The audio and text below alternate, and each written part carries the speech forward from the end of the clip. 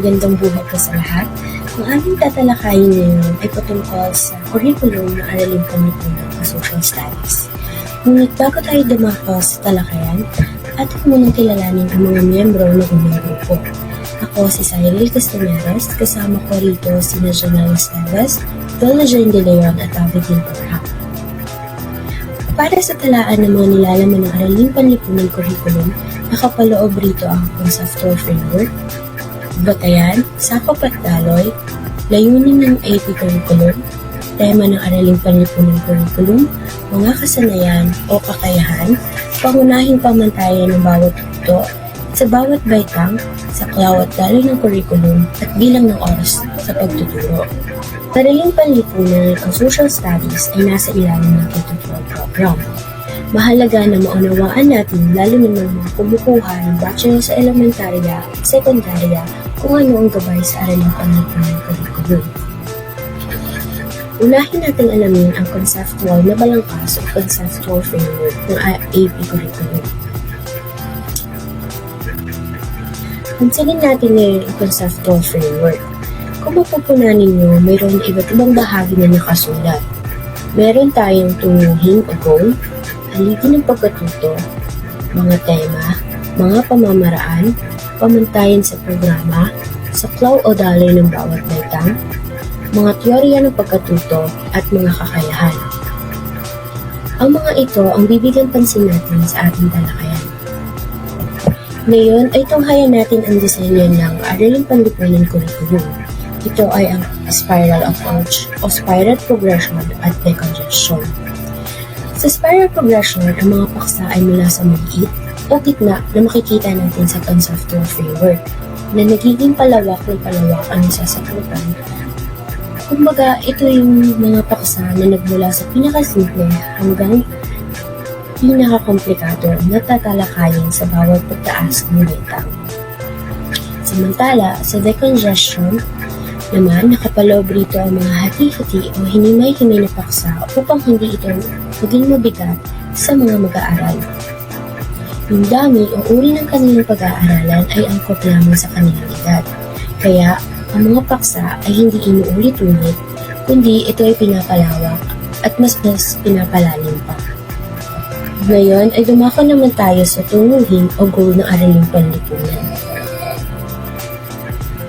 Naway tumutak sa ating mga isipan, puso at ating maisagawa.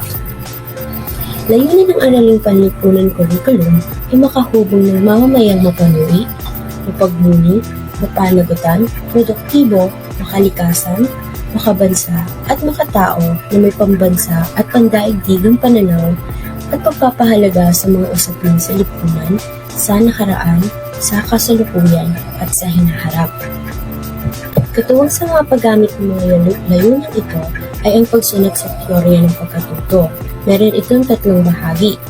Una ay ang konstruktivismo kung saan ang mga mag-aaral ay natuto base sa kanilang naranasan o karanasan. Pangalawa, magkatuwang na pagkatuto o collaborative learning. Inaasahan na ang mga mag-aaral ay magkakaroon ng partisipasyon o magbahagi ng kanilang kaalaman kung saan maaari din silang matuto sa iba. Pangatlo, pagkatutong pangkaranasan at pangkonteksto. Dito pumapasok ang performance and content standard kung saan maaari nating masukat ang kaalaman ng mga mag-aaral sa tulong ng pagbibigay sa kanila ng performance task. Mayroon tayo iba't ibang pamamaraan sa pagtuturo. Narito ang tematikong chronological, kung saan ang mga iba't ibang disiplina ay may iuunay sa isang tema. Paksain o connectual, ang partikular na paksa ay pinagtutuunan ng pansin. Pangalawa, pagsisiyasat, kung saan ang mga mag-aaral ay magkakaroon ng o magsasagawa ng research at interview. Pangatlo, integrasyon, interdisiplinaryo at multidisiplinaryo, na kung saan ang parehong paksa ay pinag-aaralan higit sa iisang disiplina. Ang pagtuturo ng Aralin Panlipunan curriculum ay upang malinang sa mag-aaral ang pag-unawa sa pangunahing kaisipan at sa isyong pagkasaysayan, pang-geografiya, pang-politika, economics at ugnayan sa disiplina panglipunan. upang siya ay makaalam, makagawa, maging ganap at makipamuhay. Ayan yung 4 pillars of learning. Learning to do, learning to be, learning to know, and learning to read together. Para sa huling bahagi ng conceptual framework, ito ang buwang haligi ng pagkatuto, ang monitor at evaluation. Kung naabot pa ng mga mag-aaral ang tungkulin o goal ng araling panlipunan curriculum sa pamamagitan ng performance tasks, written works, at summative assessment. Batayan ng K-12 Araling Panlipunan Curriculum. Naging batayan ng K-12 Araling Panlipunan Curriculum ang mithiin ng edukasyon para sa lahat 2015 at ang K-12 Philippine Basic Education Curriculum Framework. Layo ng mga ito na magkaroon ng mga kakayahang kinakailangan sa siglo XXI upang makalinang ng functionally literate and developed Filipino. Nilalayon din ng batayang edukasyon ang pangmatagalang pagkatuto pagkatapos ng formal na pag-aaral or lifelong learning. Ang estratehiya sa pagkamit ng mga pangkalahatang layuning ito ay alinsunod sa ilang teorya sa pagkatuto ng kontraktivismo, magkatuwang na pagkatuto or collaborative learning, at pagkatutong pangkaranasan at pangkonteksto. Sakop at daloy ng Araling Panlipunan Curriculum. Ang Araling Panlipunan ay pag-aaral ng mga tao at grupo, komunidad at lipunan kung paano sila namuhay at namumuhay, ang kanilang ugnayan at interaksyon sa kapaligiran at sa isa't isa. Ang kanilang mga paniniwala at kultura upang makabuo ng pagkakakilanlan bilang Pilipino, tao at miyembro ng lipunan at mundo at maunawaan ang sariling lipunan at ang daigdig. Gamit ang mga kasanayan sa pagsasaliksik, pagsisiyasat, mapanuri at mapaglikhang pag-iisip. Matalinong pagpapasya, likas kayang paggamit ng pinagkukunang yaman at mabisang komunikasyon. Layunin ng Araling Panlipunan ang paghubog ng mamamayang mapanuri, mapagmuni, responsable, produktibo, makakalikasan, makabansa at makatao, na may pambansa at pandaigdigang pananaw at pagpapahalaga sa mga usapin sa lipunan, sa nakaraan at sa kasalukuyan, tungo sa pagpanday ng kinabukasan. Layunin ng Araling Panlipunan Curriculum. Nilalayo ng Araling Panlipunan Curriculum na makalinang ng mga kabataan na may tiyak na pagkakakilanlan at papel bilang Pilipinong lumalahok sa buhay ng lipunan, bansa at daigdig. Kasabay sa paglinang ng identidad at kakayanang pansibiko ay ang pag-unawa sa nakaraan at kasalukuyan at sa ugnayan sa loob ng lipunan, sa pagitan ng lipunan at kalikasan, at sa mundo, kung paano nabago at nagbabago ang mga ito, upang makahubog ng individual at kolektibong kinabukasan. Upang makamit ang mga layuning ito, mahalagang bigyang diin ang mga magkakaugnay na kakayahan sa Araling Panlipunan, ang pagsisiyasat, pagsusuri at interpretasyon ng mga impormasyon, pananaliksik, komunikasyon, lalo na ang pagsulat ng sanaysay at ang pagtupad sa mga pamantayang pang-etika. Tema ng Araling Panlipunan Curriculum. Una, tao, lipunan at kapaligiran. Ang ugnayan ng tao sa lipunan at kapaligiran ay fundamental na konsepto sa Araling Panlipunan.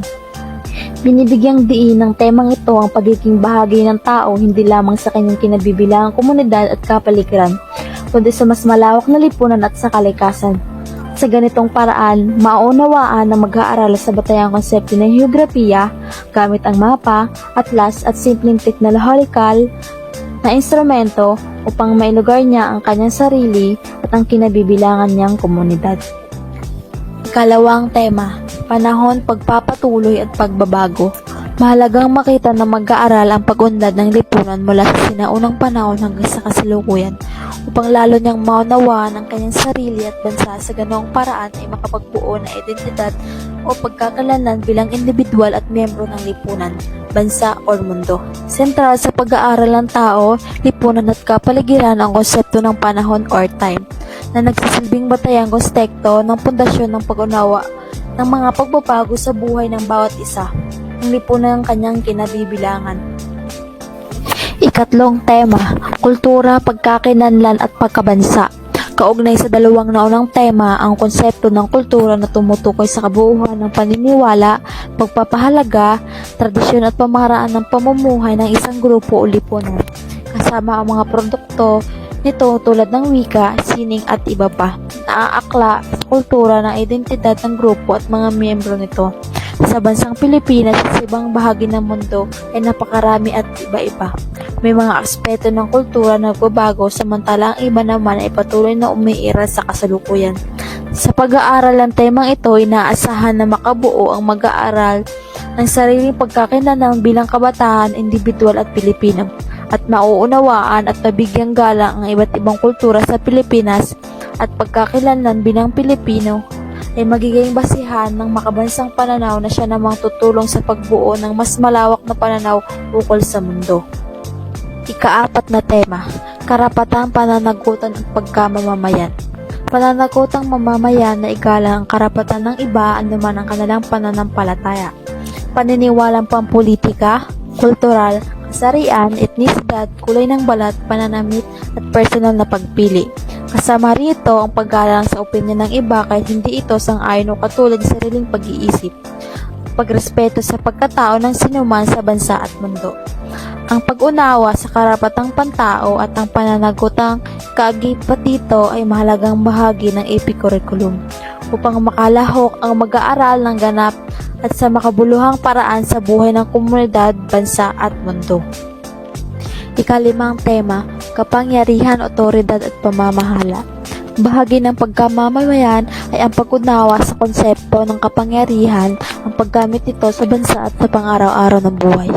Ang kahulugan at kahalagahan ng demokratikong pamamalakad at ang uri ng pamamahala sa Pilipinas. Dapat din sa temang ito ang talagang batas na nagsasaad ng mga karapatan at pananagutan ng mamamayan at ng sambayan Pilipino. Ang pag-unawa sa konsepto ng otoridad at lideratura sa ibang antas ng aspeto ng pamamahala kasama ang mabigat na tungkulin sa pagiging isang leader. Ika-6 na tema, produksyon, distribusyon at pagkonsumo. Sa pag-aaral ng temang produksyon, distribution at pagkonsumo, magagamit na mag-aaral ang konseptong ito sa sariling buhay at maunawaan ang ibang konsepto tulad ng inflation rate, GDP, na karaniwang nababasa sa dyaryo o naririnig sa balita. Mahalaga ring maunawaan na mag-aaral ang panlipunang epekto ng desisyon ng individual na consumer at ng mga kumpanya, katulad ng epekto ng kanilang pagpapasya sa presyo ng bilihin o ang epekto ng patakaran ng pamamahala sa pagdevelop ng ekonomiya gamit ang pamamaraang matematikal. Ika-7 tema, ugnayang panrehiyon at pangmundo. Sinusuportahan ng temang ito ang layunin ng AP curriculum na makabuo ang mag-aaral ng pambansa at pandaigdigang pananaw at pagpapahalaga sa mga pangunahing usapin sa lipunan at mundo. Araling Asyano sa Baitang 7, kasaysayan ng daigdig sa Baitang 8, economic sa Baitang 9, at mga kontemporaryong issue sa Baitang 10. Makakatulong ang kaalaman tungkol sa iba't ibang bansa sa pag-unawa sa lugar at papel ng Pilipino sa rehiyon at mundo, at kung paano maaaring kumilos ang Pilipino at ang bansa sa pagbuti sa mga suliranin bilang kasapi ng pandaigdigang komunidad. Ang mga kakayahan. Ang mga kakayahan ng bagong araling panlipunang kurikulum ay nakaugat sa mga layunin ng batayang edukasyon.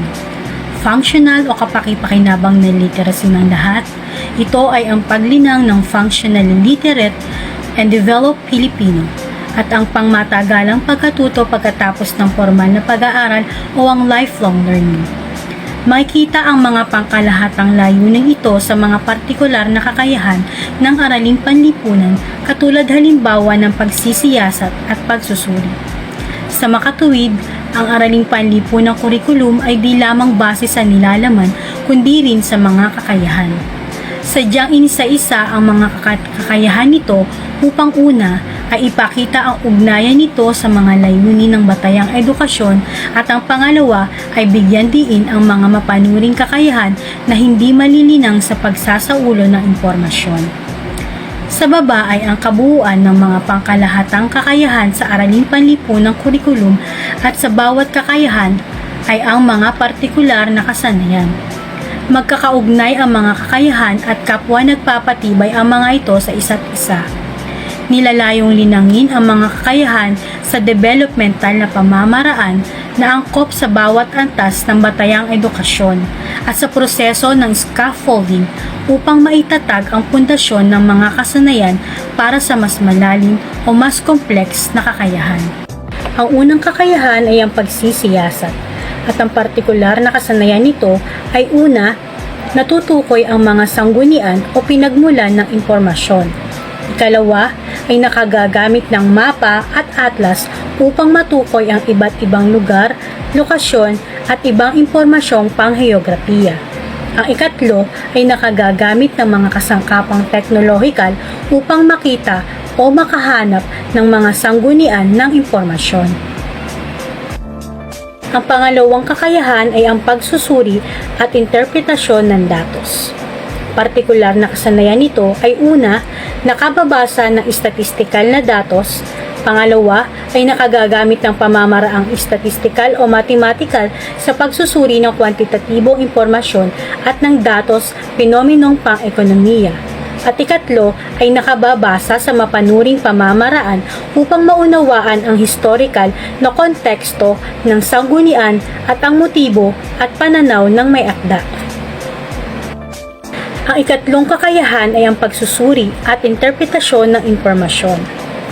Ang partikular na kasanayan, nakauunawa ng kahulugan, uri at kahalagahan ng primaryang sanggunian at ang kaibahan nito sa sekundaryang sanggunian. Nakabubuo ng kamalayan sa mga pagpapahalaga, gawi at kaugalian ng panahon at nakikilala ang impormasyon, pagkakaiba, pagkakatulad ng mga iyon sa kasalukuyan. Nakikilala ang historical na perspektibo ng author o ng manlilikha. Natutukoy ang pagkakaiba ng opinion at fact. Nakatataya ng impormasyon sa pamamagitan ng pagkilala sa bias o punto de vista ng author o ng manlilikha. Nakahihinuha mula sa datos o ebidensya. Nakakakuha ng datos mula sa iba't ibang primaryang sanggunian. Nakapag-aayos at nakagagawa ng buod ng impormasyon, pangunahing katotohanan at ideya sa sariling salita. Nakauunawa ng ugnayang, sanhi at epekto. Nakapaghahambing ng impormasyon mula sa magkaugnay na sanggunian at nakikilala ang mga punto at pagkakasundo o di pagkakasundo. Nakabubuo ng interpretasyon tungkol sa magkaiba at posibleng magkasalungat na paliwanag ng isang pangyayari. Nakapagbibigay ng historical na kahalagahan sa mga tao, grupo, pangyayari, proseso, o kilusan at institusyon.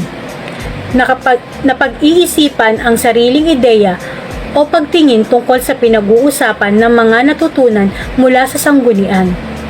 Nakapaghahambing ng sariling kaisipan sa kaisipan ng author o ng manlilikha at naipaliliwanag kung saan at bakit sumasang-ayon o hindi ang dalawang kaisipan. Nakauunawa ng mobilidad at migrasyon ng populasyon, ang distribusyon nito, dahilan at epekto. Nakauunawa ng papel at epekto ng heograpiya sa pagbabagong panlipunan at pangkalikasan. Nakagagamit ng pamamaraang matematikal sa pag-unawa ng mga batayang konsepto ng economics at sa pagsusuri ng kwantitatibong datos. Nakabubuo ng konklusyon base sa interpretasyon ng impormasyon. Ang ikaapat na kakayahan ay ang pagsasaliksik. Partikular na kasanayan nito ay una, nakasasagot ng tanong base sa angkop at sapat na ebidensya. Ikalawa ay nakapag-aayos ng resulta ng pananaliksik sa lohikal na paraan. Ikatlo ay nakagagamit ng teknolohikal na instrumento sa pagsasaliksik, pagsusuri ng datos, pagsulat ng sanaysay o papel at paghanda ng presentasyon ng pananaliksik. Ang ikalimang kakayahan ay ang komunikasyon. Partikular na kasanayan nito ay nakapag-uugnay ng sari-saring impormasyon mula sa mga angkop na sanggunian. Naipakikilala ang sipi mula sa sanggunian at nagagamit ito ng tama. na ipararating sa mas malinaw at maayos na paraan ang sariling kaisipan tungkol sa kaganapan o isyong pinag-aaralan na pinagtitibay ng nararapat na ebidensya o datos. Nakabubuo ng maikli ngunit malinaw na introduksyon at konklusyon kapag nagpapaliwanag. Nakasusulat ng sanaysay na may habang 3 hanggang 5 pahina sa mataas na baitang na nagpapaliwanag ng isang pangyayari, issue o pinomeno gamit ang nararapat at sapat na impormasyon o ebidensya sa angkop na pamamaraan. Ang kakayahan ay ang pagtupad sa pamantayang pang-etika. Partikular na kasanayan ay una, nakauunawa ng karapatan at tungkulin bilang mamamayan upang makalahok sa makabuluhang paraan sa buhay ng pamayanan, bansa at daigdig. Naigagalang at naibibigyang kahalagahan ang pagkakaiba ng mga tao, komunidad, kultura at paniniwala at ang kanilang karapatang pantao. Nagiging maingat sa sariling naisin, paniniwala, punto de vista o posisyon. Nakapagpapakita ng pantay na pakikitungo at paggalang sa may iba't ibang pag-iisip kahit hindi ito sumasang-ayon sa sariling ideya, posisyon o pagtingin. Natutukoy ang sangguniang ginamit sa papel, reaksyon o maikling sanaysay bilang pagkilala sa karapatan sa pag-aaring intelektual ng author o ng manlilikha. Para sa pamantayan sa programa o Core Learning Area Standards, dito napapamalas ang pag-unawa sa mga konsepto at isyong pagkasaysayan, ang heografiya, ang ekonomiya, ang kultura, pampamahalaan, pansibiko at panlipunan. Gamit ang mga kasanayang nalinang sa pag-aaral ng iba't ibang disiplina at larangan ng araling panlipunan, kabilang pananaliksik, pagsisiyasat, papanuring pag-iisip, taninong pagpapasya, pagkamalikhain, pakikipagkapwa, ikaskayang paggamit ng pinupupunang yaman, pakikipagtalastasan, at pagpapalawak ng pandaigdigang pananaw upang maging isang mapanuri, mapagnilay, mapanagutan, produktibo, makakalikasan, makabansa, at makatao na papanday sa kinabukasan ng mamamayan ng bansa at daigdig. Inaasahan sa programa na ito na makamit o matamo ng bawat paitang ang pamantayan sa programa. Ngayon ay dadako naman tayo sa pangunahing pamantayan ng bawat yugto o key stage standards. Para sa K-3 na ipamamalas ang panimulang pag-unawa at pagpapahalaga sa sarili, pamilya, paaralan at komunidad at sa mga batayang konsepto ng pagpapatuloy at pagbabago, distansya at direksyon gamit ang mga kasanayan tungo sa malalim na pag-unawa tungkol sa sarili, kapaligirang pisikal at social-cultural. Bilang kasapi ng sariling komunidad at ng mas malinaw na lipunan. Sa K-3, kung mapapansin natin, umiikot lamang sa sarili, pamilya, paaralan at lipunan na kinabibilangan ng mga mag-aaral. Para sa 4-6 naman, ay pamamala sa mga kakayahan bilang batang produktibo, mapanagutan, makabansang mga mayang Pilipino gamit ang kasanayang pagsasalisip, pagsisiyasat, mapanuring pag-iisip, matalinong pagpapasya, pagkamalikhain, pakikipagkapwa, ikasgayang paggamit ng pinupupunang yaman at pakikipagtalastasan at pag-unawa sa mga patayang konsepto ng heografiya, kasaysayan, ekonomiya, pamamahala, sibika at kultura tungo sa pagpapanday ng maunlad ng bukasan para sa bansa. Dito sa 4-6 key standard, mas malalim na ang kailangang ituro sa mga mag-aaral, kagaya ng pagsasaliksik, pagsisiyasat, pag-unawa sa ating bansa kung paano sila mas magiging pakipakinawa ng mamamayan. Sa 7-10, ay pamamala sa mga kakayahan bilang kabataang mamamayang Pilipino na mapanuri, mapagnilay, malikhain, may matalinong pagpasya, aktibong pakikilahok, makakalikasan, mapanagutan, produktibo, makatao at makabansa na may pandigdigang pananaw gamit ang mga kasanayan sa pagsisiyasat, pagsusuri ng datos at iba pang sangguniang pagsasaliksik. Mabisang komunidad, pag-unawa sa mga batayang konsepto na heografiya, kasaysayan, ekonomiya, politika at kultura tungo sa pagpapanday ng maunlad na kinabukasan para sa bansa. Sa 7 to 10 key standard, hindi lamang bilang mag-aaral ay tuturo rito. Nakapaloob na rin dito ang pagiging mamamayang Pilipino na siyang makakatulong sa pagiging maunlad ng kinabukasan para sa ating bansa. Pamantayan sa bawat baitang o ang grade level standards. Kinder, na ipamamalas ang panimulang pag-unawa sa pagkilala sa sarili at pakikipag-ugnayan sa kapwa bilang pundasyon sa paglinang ng kamalayan sa kapaligiran sosyal. Unang baitang, na ipamamalas ang kamalayan at pag-unawa sa sariling bilang, kasapi ng pamilya at paaralan at pagpapahalaga sa kapaligiran pisikal gamit ng konsepto ng pagpapatuloy at pagpapabago, interaksyon, distansya at direksyon tungo sa pagkakakinlanlan bilang individual at kasapi ng pangkat ng lipunan o komunidad.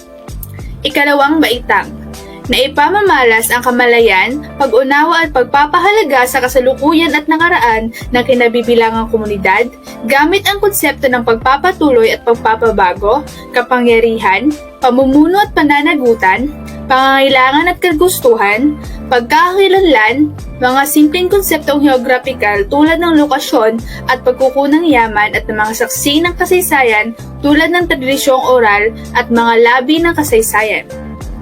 Ikatlong baitang, na ipamamalas ang mga malalawak na pag-unawa at pagpapahalaga ng mga komunidad ng Pilipinas bilang bahagi ng mga lalawigan at rehiyon ng bansa batay sa katangiang pisikal, kabuhayan, kultura, at politikal gamit ang malalim na konsepto ng pagpapatuloy at pagpapabago, interaksyon ng tao at kapaligirang pisikal at sosyal. Ikaapat na baitang, na ipagmamalaki ang pagka-Pilipino at ang bansang Pilipinas na may pagpapahalaga sa pagkakaiba-iba ng mga kulturang Pilipino batay sa paggamit ng mga kasanayan sa geografiya, pag-unawa sa kultura at kabuhayan, pakikilahok sa pamamahala at pagpapahalaga sa mga mithiin ng bansang Pilipinas. Ikalimang baitang, na ipamamalas ang mga pag-unawa at pagpapahalaga sa pagkabuo ng kapuluan ng Pilipinas at ang sinaunang lipunan hanggang sa mga malalaking pagbabagong pang-ekonomiya at ang implikasyon nito sa lipunan sa simula ng ika-19 na siglo gamit ang batayang konsepto katulad ng kahalagahang pangkasaysayan o ang historical significance at ang pagpapatuloy, pagpapabago at ang ugnayang sanhi. Ika-6 na baitang, na ipamamalas ang patuloy na pag-unawa at pagpapahalaga sa kasaysayan ng Pilipinas mula sa ika-20 siglo hanggang sa kasalukuyan tungo sa pagbuo ng tiyak na pagkakakilanlan bilang Pilipino at mamamayan ng Pilipinas. Na ipamamalas ang malalim na pag-unawa sa kasaysayan ng Pilipinas base sa pagsusuri ng CP ng mga primaryang sanggunian, nakasulat, pasalita, audiovisual at kombinasyon ng mga ito mula sa iba't ibang panahong tungo sa pagbuo ng makabansang kaisipan na siyang magsisilbing basihan ng mas malawak na pananaw tungkol sa mundo. Saklaw at daloy ng kurikulum na ipamamalas ang kamalayan bilang batang Pilipino sa katangin at baging ginagampanan ng tahanan, paaralan at pamahayanan tungo sa paghubog ng isang mamamayang mapanagutan, may pagmamahal sa bansa at pagmamalasakit sa kapaligiran at kapwa. Saklaw at daloy ng kurikulum. Sa kindergarten, ako at ang aking kapwa. Ang tinuturo dito ay pagkilala sa sarili at pakikipag-ugnay ng kapwa bilang pundasyon sa paglinang ng kamalayan sa kapaligirang sosyal. At sa baitang isa naman ay, ako, ang aking pamilya at paaralan. Ang sinasaad naman dito ay, bilang kabahagi ng pamilya at paaralan tungo sa pagkakilanlan bilang individual at kasapi ng komunidad gamit ang konsepto ng pagpapatuloy at pagbabago, interaksyon at pagpapahalaga ng kapaligiran pisikal at paaralan. Sa baitang dalawa naman ay ang aking komunidad ngayon at noon. Sa pag-unawa sa kasalukuyan at nakaraan, kinabibilang ang komunidad gamit ang konsepto ng pagpapatuloy at pagbabago, interaksyon, pagkasunod-sunod ng pangyayari, mga simpleng konsepto ng geographical tulad ng alokasyon at pinagkukunang yaman. Baitang tatlo naman ay ang mga lalawigan sa aking rehiyon.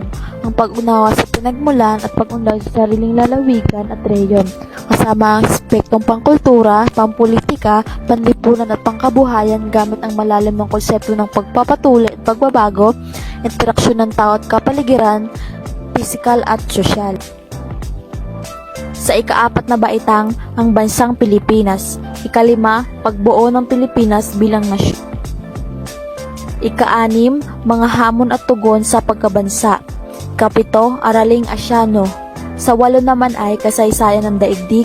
Ika-9, economics. Ika-10, mga kontemporaryong issue.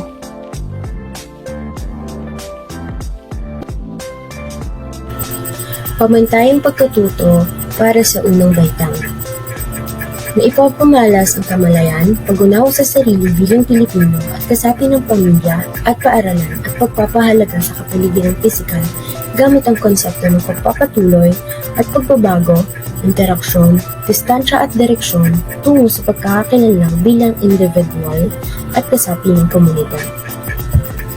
Unang markahan, ako ay natatangi para sa unang paksa, pagkilala sa sarili, pamantayang pangnilalaman.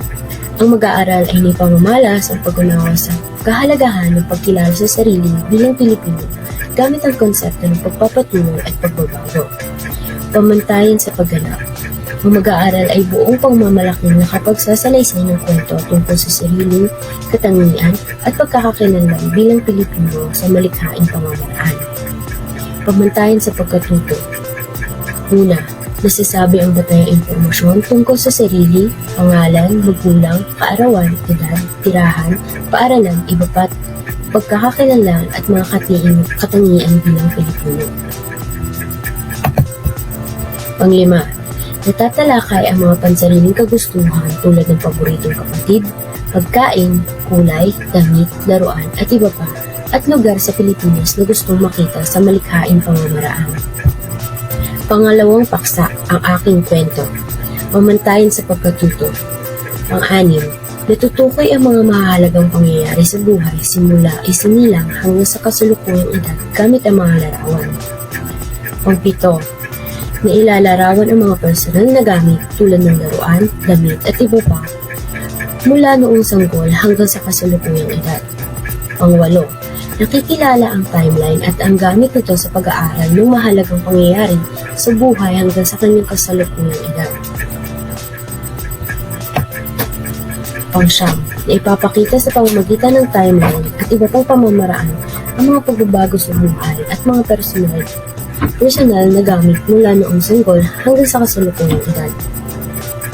Pang-10, na kapag hinuha ng konsepto ng pagpapatuloy at pagbabago sa pamamagitan ng pagsasaayos ng mga larawan ayon sa pagkakasunod-sunod. 11, naihahambing ang sariling kwento o karanasan sa buhay sa kwento at karanasan ng mga kamag-aral. Para sa pangatlong paksa, pagpapahalaga sa sarili, pamantayan sa pagkatuto. 12, na ilalarawan ang mga pangarap o ninanais para sa sarili. Natutukoy ang mga pangarap o ninanais na ipapakita ang pangarap sa malikhaing pamamaraan. 13, na ipaliliwanag ang kahalagahan ng pagkakaroon ng mga pangarap o ninanais para sa sarili. 14, na ipagmamalaki ang sariling pangarap o ninanais sa pamamagitan ng mga malikhaing pamamaraan. Para sa ikalawang markahan, ang aking pamilya. Unang paksa, pagkilala sa mga kasapi ng pamilya, pamantayang pangnilalaman. Ang mga mag-aaral ay naipapamalas ang pag-unawa at pagpapahalaga sa sariling pamilya at mga kasapi nito bahaging ginagampanan ng bawat isa. Pamantayan sa pagganap. Ang mag-aaral ay buong pamamalaking pagsasaad ng kwento ng sariling pamilya bahaging ginagampanan ng bawat kasapi nito sa malikhaing pamamaraan. Pamantayan sa pagkatuto. Una, nauunawaan ang konsepto ng pamilya batay sa bumubuo nito. Halimbawa, two-parent family, single-parent family, and extended family. Pangalawa, na ilalarawan ang bawat kasapi ng sariling pamilya sa pamamagitan ng likhang sining. Pangatlo, na ilalarawan ang iba't ibang papel na ginagampanan ng bawat kasapi ng pamilya sa iba't ibang pamamaraan. Pang-apat, nasasabi ang kahalagahan ng bawat kasapi ng pamilya. Para sa pangalawang paksa, ang kwento ng aking pamilya. Pamantayan sa pagkatuto. Panglima, nakabubuo ng kwento tungkol sa pang-araw-araw na gawain ng buong pamilya. Pang-anim, na ilalarawan ang mga gawain ng mga mag-anak sa tugtugon ng mga pangangailangan ng bawat kasapi. Pang-pito, nakikilala ang family tree at ang gamit nito sa pag-aaral ng pinagmulang lahi ng pamilya. Pang-walo, na ilalarawan ang pinagmulan ng pamilya sa malikhaing pamamaraan. Pang-siyam, na ilalarawan ang mga mahalagang pangyayari sa buhay ng pamilya sa pamamagitan ng timeline o family tree. Pang-sampu, na ilalarawan ang mga pagbabago sa nakagawiang gawain at ang pinapatuloy na tradisyon ng pamilya. 11, na ipapahayag ang malikhaing pamamaraan ang sariling kwento ng pamilya. 12, nahahambing ang kwento ng sariling pamilya at kwento ng pamilya ng mga kamag-aral. Para sa pangatlong paksa, mga alituntunin sa pamilya. Pamantayan sa pagkatuto. 14, na isa-isa ang mga alituntunin ng pamilya. 15, natatalakay ang mga batayan ng mga alituntunin ng pamilya. 11, nahihinuna ang mga alituntunin ng pamilya at tumutugon sa iba't ibang sitwasyon ng pang-araw-araw na gawain ng pamilya. 17, nakagagawa ng husgang pagkilos sa pagtugon sa mga alituntunin ng pamilya. 18, na iahambing alituntunin sa sariling pamilya sa alituntunin ng pamilya ng mga kamag-aral. Para sa pang-apat na paksa, pagpapahalaga sa pamilya. Pamantayan sa pagkatuto. 19, na ipapakita ang pagpapahalaga sa pagtupad sa mga alituntunin ng sariling pamilya at pamilya ng mga kamag-aral. 20, na ilalarawan ang mga batayan, pagpapahalaga sa sarili, pamilya at nabigyang katuwiran ang pagtupad sa mga ito. 21, ihahambing ang mga pagpapahalaga ng sarili, pamilya sa ibang pamilya. 12,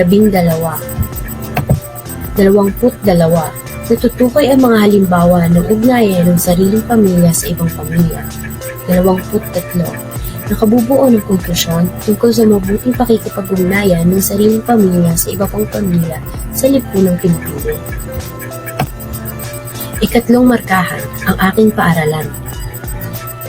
Para sa unang nilalaman o unang paksa, pagkilala sa aking paaralan. Pamantayang pagninila o pagnilalaman.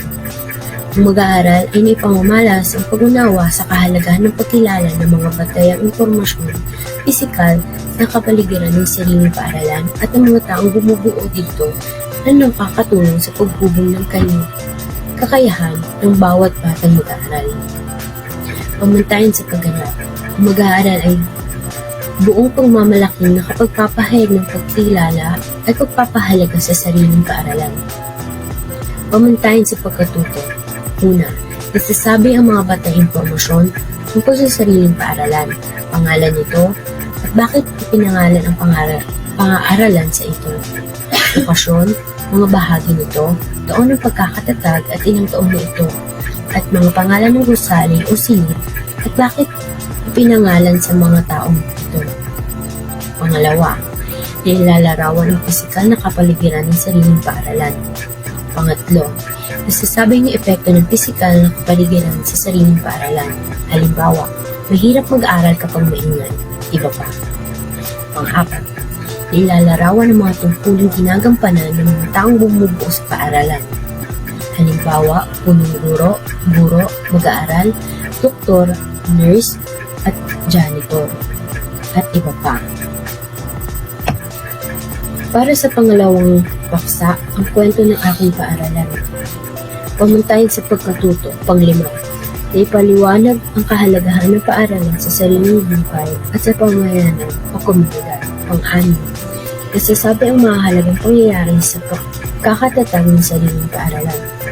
Pang-pito, na ilalarawan ang mga pagbabago sa paaralan tulad ng pangalan, lokasyon, bilang ng mag-aaral at iba pa, gamit ang timeline at iba pang pamamaraan. Pang-walo, na ipapakita ang pagbabago ng sariling paaralan sa pamamagitan ng malikhaing pamamaraan at iba pang likhang sining. Pang-siyam, na itutukoy ang mga alituntunin ng paaralan. Pang-sampu, nagbibigay katwiran ang pagtupad sa mga alituntunin ng paaralan. 11, nasabi ang epekto sa sarili at sa mga kaklase ng pagsunod at hindi pagsunod sa mga alituntunin ng paaralan. Para sa pangatlong paksa, pagpapahalaga sa paaralan. Pamantayan sa pagkatuto. 12, nahihino na ang kahalagahan na alituntunin sa paaralan at buhay ng mga mag-aaral. 13, isa-isa ang mga gawain at pagkilos sa pagmamalas ng pamamahalaga sa sariling paaralan. Halimbawa, Brigada Eskwela. 14, natatalakay ang kahalagahan ng pag-aaral, nakakapagsaliksik ng mga kwento tungkol sa mga bata na nakapag-aral at hindi nakapag-aral. Nasasabi ang maaaring maging epekto ng nakapag-aral at hindi nakapag-aral sa tao. Ika-4 na markahan, ako at ang aking kapaligiran. Para sa unang paksa, ako at ang aking tahanan. Pamantayang pagnilaman o pangnilalaman. Ang mag-aaral ay na ipamamalas ang pag-unawa sa konsepto ng distansya sa paglalarawan ng sariling kapaligiran, kinagalawan tulad ng tahanan at paaralan, at ng kahalagahan ng pagpapanatili at pagpapangalaga nito. Pamantayan sa pagganap. Ang mag-aaral ay nakakagamit ng konsepto ng distansya sa paglalarawan ng pisikal na kapaligirang ginagalawan. Pangalawa, nakapagpapakita ng payak na gawain sa pagpapanatili at pangangalaga ng kapaligirang ginagalawan. Pamantayan sa pagkatuto. Nakikilala ang konsepto ng distansya at ang gamit ito sa pagsukat ng lokasyon. Pangalawa, nagagamit at ibang katawagan sa pagsukat ng lokasyon at distansya sa pagtukoy ng mga gamit at lugar sa bahay. Kanan, kaliwa, itaas, ibaba, harapan at likuran. Pangatlo, nilalarawan ang kabuuan at mga bahagi ng sariling tahanan at mga lokasyon nito. Pang-apat, nakagagawa ng payak na mapa ng loob at labas ng tahanan. Pang-lima, na isa-isa mga bagay at struktura na makikita sa nadadaanan mula sa tahanan patungo sa paaralan. Pang-anim, naiuugnay ang konsepto ng lugar, lokasyon, distansya sa pang-araw-araw na buhay sa pamamagitan ng iba't ibang uri ng transportasyon mula sa tahanan patungo sa paaralan. Para sa pangalawang paksa, ako at ang aking paaralan. Pamantayan sa pagkatuto. Pang-pito, nilalarawan ang pagbabago sa mga estruktura at bagay mula sa tahanan patungo sa paaralan at natutukoy ang mga mahalagang estruktura sa mga lugar na ito. Pang-walo, nakakagawa ng payak na mapa mula sa tahanan patungo sa paaralan. Pang-siyam, natutukoy ang bahagi at gamit sa loob ng silid-aralan o paaralan at lokasyon ng mga ito. Pang-sampu, nakagagawa ng payak na mapa ng silid-aralan o paaralan. 11, ipapaliwanag ang konsepto ng distansya sa pamamagitan ng nabuong mapa ng silid-aralan at paaralan. Distansya ng mga bagay sa isa't isa sa loob ng silid-aralan. Distansya ng mga mag-aaral sa ibang mga bagay sa silid-aralan. Distansya ng silid-aralan sa iba't ibang bahagi ng paaralan. 12, nakapagbibigay halimbawa ng mga gawi at ugali na makakatulong at makakasama sa sariling kapaligiran, tahanan at paaralan. Pangatlong paksa, pagpapahalaga sa kapaligiran. Ipapakita ang iba't ibang pamamaraan ng pangangalaga ng kapaligiran, ginagalawan. Panghuli, ipapakita ang pagpapahalaga sa kapaligiran ginagalawan sa iba't ibang pamamaraan, at likhang sangin. Pamantayang pagkatuto sa ikalawang baitang, na ipamamalas ang kamalayan, pag-unawa at pagpapahalaga sa kasalukuyan at nakaraan ng kinabibilangang komunidad gamit ang konsepto ng pagpapatuloy at pagpapabago, interaksyon, pagkasunod-sunod ng mga pangyayari, mga simpleng konseptong geograpikal tulad ng lokasyon at pinagkukunang yaman at bukal ng yamang lahi, at konsepto ng mga saksi ng kasaysayan tulad ng tradisyong oral at mga bakas ng kasaysayan. Unang markahan, nilalaman, pagkilala sa komunidad, pamantayang nilalaman. Ang mag-aaral ay naipamamalas ang pag-unawa sa kahalagahan ng kinabibilangang komunidad. Pamantayan sa pagganap, ang mag-aaral ay malikhaing nakapagpapahayag o nakapagsasalarawan ng kahalagahan ng kinabibilangang komunidad. Pamantayan sa pagkatuto, ang mag-aaral ay nauunawaan ang konsepto ng komunidad. Nasasabi ang payak na kahulugan ng komunidad at nasasabi ang mga halimbawa ng komunidad. Naipapaliwanag ang kahalagahan ng komunidad.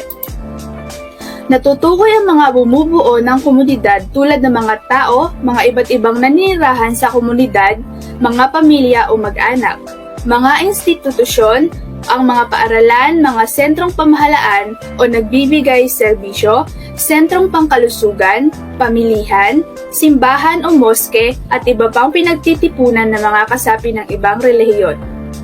Naiuugnay ang tungkulin at gawain ng mga bumubuo ng komunidad sa sarili at sa sariling pamilya. Sunod naman ay ang aking komunidad. Pamantayan sa pagkatuto. Ang mag-aaral ay nasasabi na ang bawat bata ay may kinabibilangang komunidad. Nasasabi ang batayang impormasyon tungkol sa sariling komunidad, pangalan ng komunidad o lokasyon, o ang mga malapit sa tubig o bundok o malapit sa bayan. Mga namumuno dito, populasyon, mga wikang sinasalita at iba pa. Nailalarawan ang sariling komunidad gamit ang mga simbolo sa mga payak ng mapa. Ang mga mag-aaral ay nakikilala ang mga sagisag na ginagamit sa mapa sa tulong ng panununtunan. Natutukoy ang mga lokasyon ng mga mahalagang lugar sa sariling komunidad batay sa lokasyon nito sa sariling tahanan o paaralan. Nailalarawan ang mga anyong lupa at tubig sa sariling komunidad. Ang mga mag-aaral ay nakaguguhit ng mga payak na mapa ng komunidad mula sa sariling tahanan o paaralan na nagpapakita ng mga mahahalagang lugar at istruktura at ayong tubig at lupa. Ang mga mag-aaral ay nailalarawan ang mga panahon at kalamidad na nararanasan sa sariling komunidad. Nasasabi ang iba't ibang uri ng panahon na nararanasan sa sariling komunidad sa tag-ulan at sa tag-init. Ang mga mag-aaral ay natutukoy ang mga natural na kalamidad o sakunang madalas maganap sa sariling komunidad. Nakukuha ng impormasyon tungkol sa mga epekto ng kalamidad sa kalagayan ng mga anyong lupa, anyong tubig at sa mga tao sa sariling komunidad. Nasasabi ang mga wastong gawain o pagkilo sa tahanan at paaralan sa panahon ng kalamidad. Nasasabi kung paano ibibigay ng mga tao sa panahon ang kanilang kasuotan at tirahan. Nasasabi ang pagkakapareho at pagkakaiba ng sariling komunidad sa mga kaklase. Ikalawang markahan, nilalaman, ang kwento ng pinagmulan ng aking komunidad. Pamantayang pagkatuto. Ang mag-aaral ay naipamamalas ang pag-unawa sa kwento ng pinagmulan ng sariling komunidad batay sa konsepto ng pagbabago at pagpapatuloy at pagpapahalaga sa kulturang nabuo ng komunidad. Pamantayan sa pagganap. Ang mag-aaral ay nauunawaan ang mga pinagmulan at kasaysayan ng komunidad at nabibigyang halaga ang mga bagay na nagbabago at nananatili sa pamumuhay sa komunidad. Pamantayan sa pagkatuto. Ang mag-aaral ay nakapagsasalaysay ng pinagmulan ng sariling komunidad batay sa mga pagsasaliksik, pakikinig sa mga kwento ng nakakatanda sa komunidad at iba pa. Ang mga mag-aaral ay naiuugnay ang mga pagbabago sa pangalan ng sariling komunidad sa mayamang kwento ng pinagmulan ito. Nasasabi ang pinagmulan at pagbabago ng sariling komunidad sa pamamagitan ng timeline at iba pang graphic organizers. Nakagagawa ng maikling salaysay ng mga pagbabago sa sariling komunidad sa iba't ibang aspeto nito tulad ng uri ng transportasyon, pananamit, libangan, pangalan ng mga kalye at iba pa, sa pamamagitan ng iba't ibang sining. Naiuugnay ang mga sagisag, natatanging istruktura, bantayog ng mga bayani at mga mahalagang bagay na matatagpuan sa komunidad kasaysayan nito. Ang mga mag-aaral ay nailalarawan ang mga dami ng tao sa sariling komunidad sa pamamagitan ng graph. Sunod naman ay ang kultura sa aking komunidad sa pamumuhay. Tradisyon o kaugalian, mga pagdiriwang at sining. Pamantayan sa pagganap. Ang mag-aaral ay naipagmamalaki ang kultura ng sariling komunidad. Pamantayan sa pagkatuto. Ang mag-aaral ay nakabubuo ng maikling salaysay tungkol sa mga bagay na hindi nagbabago sa komunidad. Halimbawa nito ay ang pagngalan, pagkain, gusali o istruktura. Nakasusuri ng mga pagkakaiba ng kalagayan ng kapaligiran ng sariling komunidad. Ang mga mag-aaral ay nailalarawan ang mga pagkakakilanlang kultural ng komunidad. Natutukoy ang naipapaliwanag ang mga katangiang nagpapakilala ng sariling komunidad. Natutukoy ang iba't ibang pagdiriwang ng komunidad at natatalakay ang mga tradisyon na nagpapakilala sa sariling komunidad. Ang mag-aaral ay natatalakay ang iba't ibang uri ng sining na nagpapakilala sa sariling komunidad. Ang mag-aaral ay naihahambing ang mga katangian ng sariling komunidad sa iba pang komunidad tulad ng likas na yaman, produkto at hanap buhay, kaugalian at mga pagdiriwang at iba pa. Nasusuri ang kahalagahan ng mga pagdiriwang at tradisyon na nagbubuklod ng mga tao sa pag-unlad ng sariling komunidad. Nakalalahok sa mga proyekto o muktahi na nagpapaunlad o nagsusulong ng natatanging yaman ng komunidad. Ikatlong markahan. Nilalaman, kabuhayan sa komunidad. Pamantayang panilalaman. Ang mag-aaral ay naipamamalas ang kahalagahan ng mabuting paglilingkod na mga namumuno sa pagsulong ng mga pangunahing hanapbuhay at pagtugon sa pangangailangan ng mga kasapi ng sariling komunidad. Pamantayan sa pagganap. Ang mag-aaral ay nakapagpapahayag ng pagpapahalaga sa pagsulong ng mabuting paglilingkod ng mga namumuno sa komunidad tungo sa pagtugon sa pangangailangan ng mga kasapi ng sariling komunidad. Pamantayan sa pagkatuto. Ang mga mag-aaral ay natatalakay ang mga produkto at mga kaugnay na hanapbuhay na naililikha mula sa likas na yaman ng komunidad. Nailalarawan ang likas na yaman at pangunahing produkto ng komunidad. Naiuugnay ang mga pangunahing hanapbuhay ng komunidad sa likas na yaman ng komunidad. Naipapaliwanag ang mga pananagutan ng bawat isa sa pangangalaga sa likas na yaman at pagpapanatili ng kalinisan sa sariling komunidad. Nasasabi ang mga sanhi at bunga ng pagkasira ng likas na yaman ng kinabibilangang komunidad. Ang mga mag-aaral ay nahihinuha ang mga posibleng dahilan ng tao sa pagsira ng likas na yaman na kinabibilangan ng komunidad. Nakapagbibigay ng mungkahing paraan ng pag-alaga sa kapaligiran at likas na yamang kinabibilangang komunidad. Sunod naman ay ang mga pamumuno at paglilingkod sa komunidad. Pamantayan sa pagkatuto. Ang mag-aaral ay nailalarawan kung paano natutugunan ang mga pangangailangan ng mga tao mula sa likas na yaman ng komunidad. Naiuugnay ang mga epekto ng pagkakaroon ng hanap buhay sa pagtugon ng pangangailangan ng komunidad at ng sariling pamilya. Nakikilala ang mga namumuno sa sariling komunidad at ang kanilang kaakibat na tungkulin at responsibilidad. Nasasabi kung paano nagiging pinuno at nasasabi ang katangian ng mabuti at di mabuting pinuno. Ang mga mag-aaral ay nasasabi ang kahalagahan ng mabuting pamumuno sa pagtugon ng pangangailangan ng mga tao sa komunidad. Nakikilala ang mga taong nag-aambag sa kapakanan at kaunlaran ng komunidad sa iba't ibang aspeto ng paraan. Nakapagbibigay ng mga mungkahi at dahilan upang palakasin ng maayos ang makatuwirang pamumuno. Ika-4 na markahan, nilalaman. Kabahagi ako ng aking komunidad. Pamantayang pangnilalaman. Ang mag-aaral ay naipamamalas ang pagpapahalaga sa kanilang pansibiko bilang pakikipahagi sa mga layunin ng sariling komunidad. Pamantayan sa pagganap, ang mga mag-aaral ay nakapagpapahalaga ang mga paglilingkod ng komunidad sa sariling pag-unlad at nakagagawa ng makayanang hakbang bilang pakikibahagi sa mga layunin ng sariling komunidad. Pamantayan sa pagkatuto, ang mag-aaral ay natatalakay ang mga kahalagahan ng mga paglilingkod o serbisyo ng komunidad upang matugunan ang pangangailangan ng mga kasapi sa komunidad. Natutukoy ang iba't ibang mga tao na naglilingkod at ang kanilang kahalagahan sa komunidad. Halimbawa nito ay mga guro, pulis, barangay tanod, bumbero, nurse, doktor, taga-kolekta ng basura, kartero, karpintero, tumbero at iba pa. Naiuugnay ang pagbibigay, serbisyo o paglilingkod ng mga komunidad at sa karapatan ng bawat kasapi sa komunidad.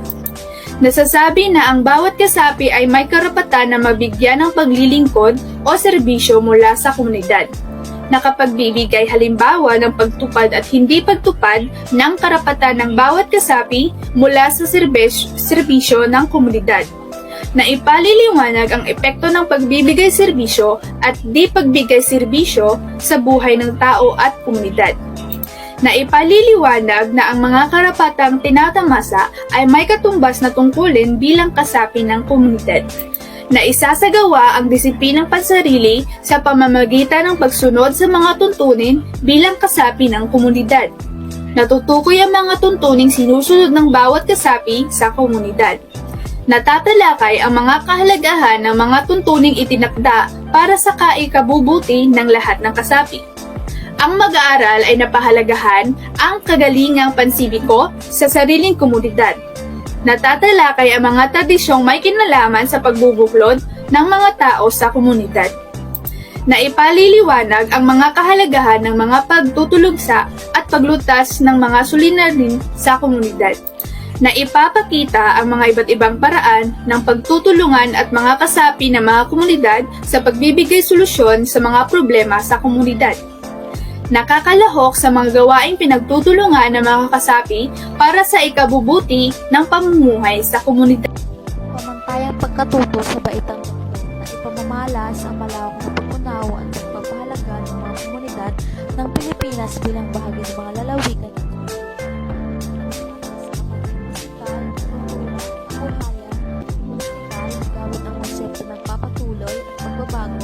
interaksyon ng tao at ang kapaligiran pisikal at sosyal. Ang nilalaman sa unang markahan, ang mga lalawigan sa aking rehiyon.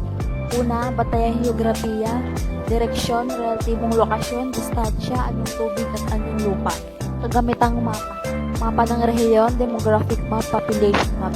Pamantayang pangnilalaman, ang mag-aaral ay na ipamamalas ang pag-unawa sa kinalalagyan ng mga lalawigan sa rehiyong kinabibilangan ayon sa katangian geographical nito.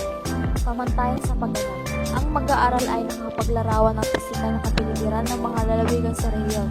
Kinabibilangan gamit ang batayang impormasyon tungkol sa direksyon, lokasyon, populasyon ng paggamit ng mapa. Pamantayan sa pagkatuto, na ipaliwanag ang hulugan ng mga simbolo na ginagamit sa mapa, tulong ng panuntunan, katubigan, kabundukan at iba pa.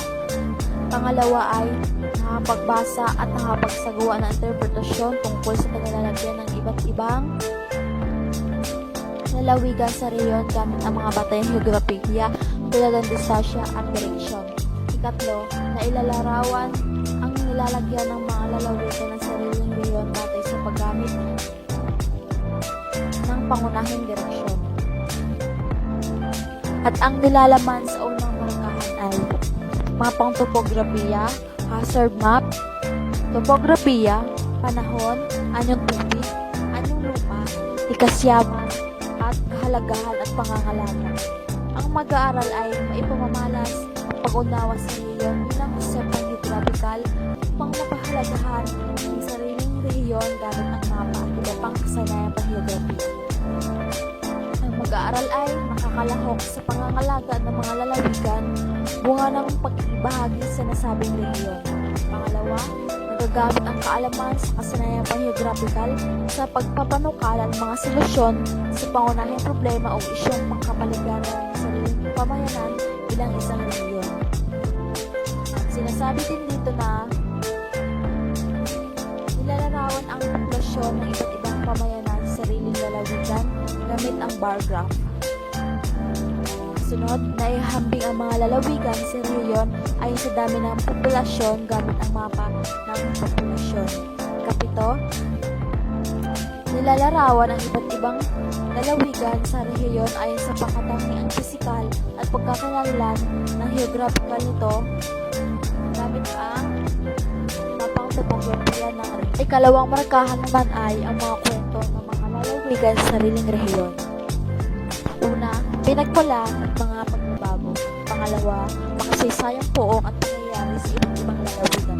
Pangatlo, simbolo ng mga lalawigan. Pang-apat, mga bayani ng mga lalawigan. Ang mag-aaral ay naipamamalas ang pag-unawa at pagpapahalaga ng iba't ibang kwento, ang mga sagisag na naglalarawan ng sariling lalawigan at mga karatig lalawigan sa kanabibilangan rehiyon. Kasunod, makakapagmawalas ang mga mag-aaral ng pagmamalaki sa iba't ibang kwento at sagisag na naglalarawan ng sariling lalawigan at mga karatig lalawigan sa kanabibilangan rehiyon. Pamantayan sa pagkatuto, naunawaan ang kasaysayan ng kanabibilangan rehiyon na isasalaysay ang pinagmula ng sariling lalawigan at mga karatig lalawigan sa pamamagitan ng malikhaing pagpapahayag at mga likhang sining. Natutukoy ang mga kasaysayan ng mga pagbuo ng sariling lalawigan. Sa letrang B naman ay pagpapahalaga sa mga sagisag ng kinabibilangang lalawigan at rehiyon. Natatalakay ang mga pagbubuo at nagpapatuloy sa sariling lalawigan at kinabibilangang rehiyon.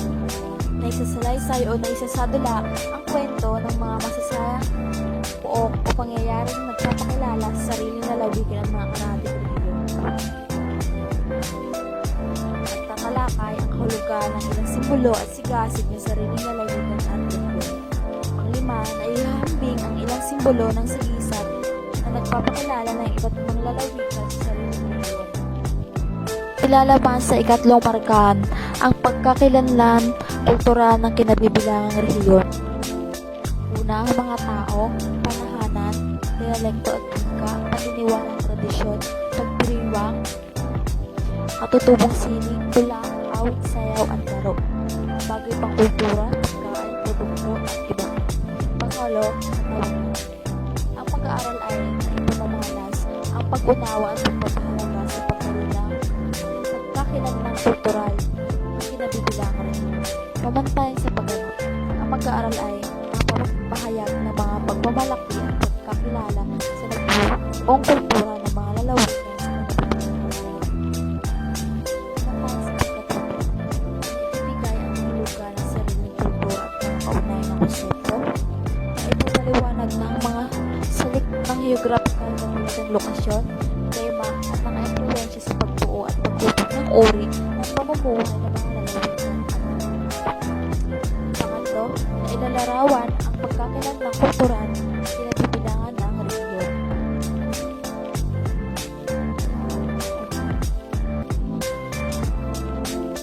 Sa ikatlo, iisa-isa ang mga pangkat ng mga tao sa sariling lalawigan at rehiyon. Pang-apat, makapagbibigay ng halibawang salita mula sa mga wika dahil sa sariling lalawigan at rehiyon.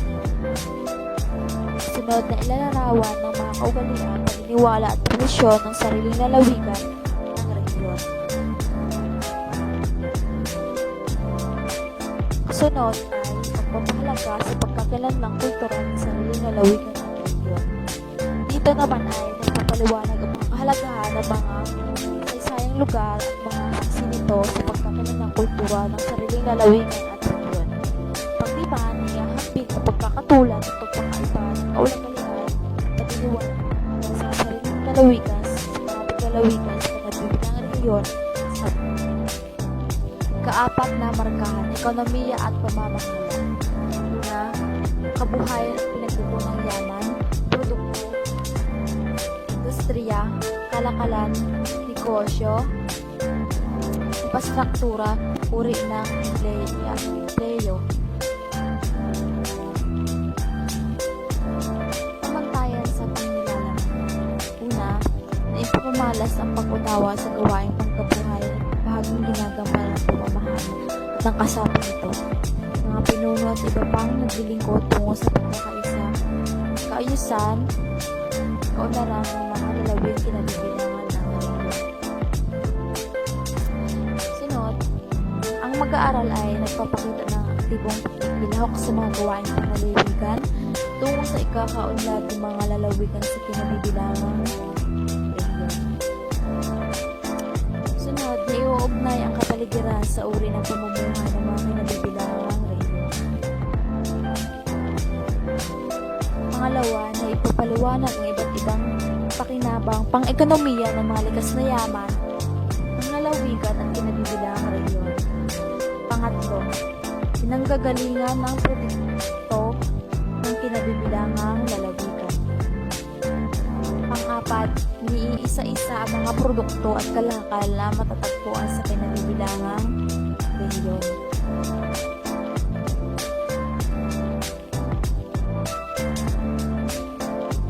Panlima, na ipapakita ang ugnayan ng kabuhayan ng mga lalawigan sa kinabibilangang rehiyon at iba pang rehiyon.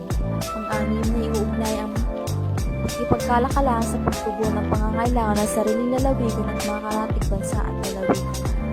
Pang-pito, natutukoy ang infrastruktura, mga daanan, palengke ng mga lalawigan at ipaliwanag ang kahalaga nito sa kabuhayan. Pangluwalo, na ipapaliwanag ang iba't ibang aspeto ng ekonomiya, pangangailangang produksyon, kalakal, infrastruktura at iba pa sa pamamagitan ng isang graphic organizer. Pang-siyam, natutukoy na ang rehiyon ay binubuo ng mga lalawigan sa sariling pamumuan. Pang-sampu, natutukoy ang rehiyon ay binubuo ng mga lalawigan na may sariling pamumuan. At ang nilalaman nito ay lalawigan na kinabibilangang rehiyon, mga pinuno ng mga lalawigan sa rehiyon, pamamahala at programa, proyekto at serbisyo. Pangatlo, karapatan at tungkulin. Ang pamantayan sa pagkatuto, kalabing isa ay natutukoy ang mga tungkulin sa pananagutan ng mga namumuno sa mga lalawigan ng kinabibilangang rehiyon. Panglabing-tatlo, na ipapaliwanag ang kahalagahan ng pagkakaroon ng pamamahala sa bawat lalawigan sa kinabibilangang rehiyon, na ipapaliwanag ang dahilan ng paglingkod ng pamahalaan ng mga lalawigan sa mga kasapi nito. Ikalima, tutukay ang iba't ibang paraan ng pagkikisa sa proyekto ng pamamahala ng lalawigan sa kinabibilangang rehiyon. Pamantayang pagkatuto. Na ipagmamalaki ang pagka-Pilipino at ang bansang Pilipinas na may pagpapahalaga sa pagkakaiba-iba ng mga kulturang Pilipino batay sa paggamit ng mga kasanayan sa heograpiya, pag-unawa sa kultura at kabuhayan, pagkikilahok sa pamamahala at pagpapahalaga sa mga mithiin ng bansang Pilipinas. Para sa ika-4 na baitang, unang markahan ang aking bansa. Nilalaman, pagkilala sa bansa. Pamantayang pangnilalaman, ang mag-aaral ay naipamamalas ang pag-unawa sa konsepto ng bansa. Pamantayan sa pagganap, ang mag-aaral ay naipaliliwanag na ang Pilipinas ay isang bansa. Pamantayan sa pagkatuto, una, natatalakay ang konsepto ng bansa, kung saan nakapagbibigay ng halimbawa ng bansa at naiisa-isa ang mga katangian ng bansa. Ikalawa ay nakapagbubuo ng kahulugan ng bansa.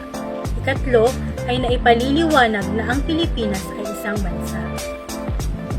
Kasunod ay ang kinalalagyan ng aking bansa. Batayang heograpiya, kung saan narito ang direksyon, relatibong lokasyon at distansya. Pamantayang pangnilalaman, na ipamamalas ang pangunawa sa pagkakakilanlan sa bansa ayon sa mga katangiang geographical gamit ang mapa.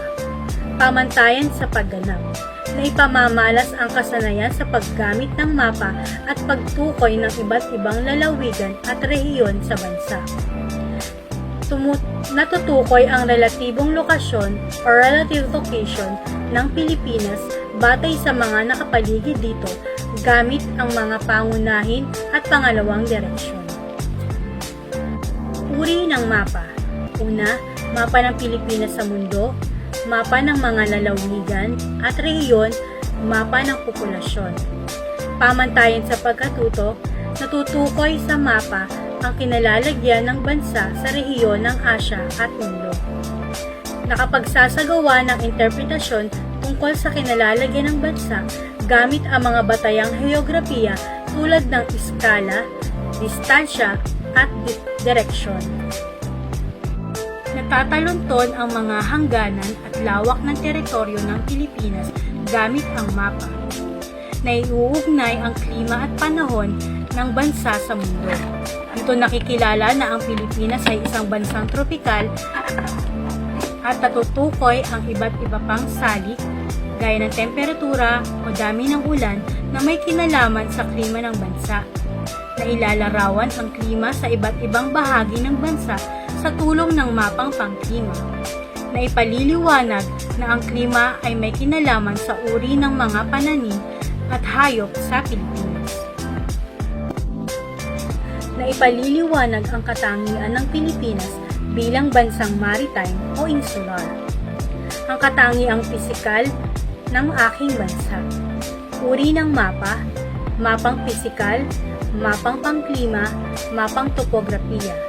Lokasyon, klima, panahon, at anyong tubig o anyong lupa.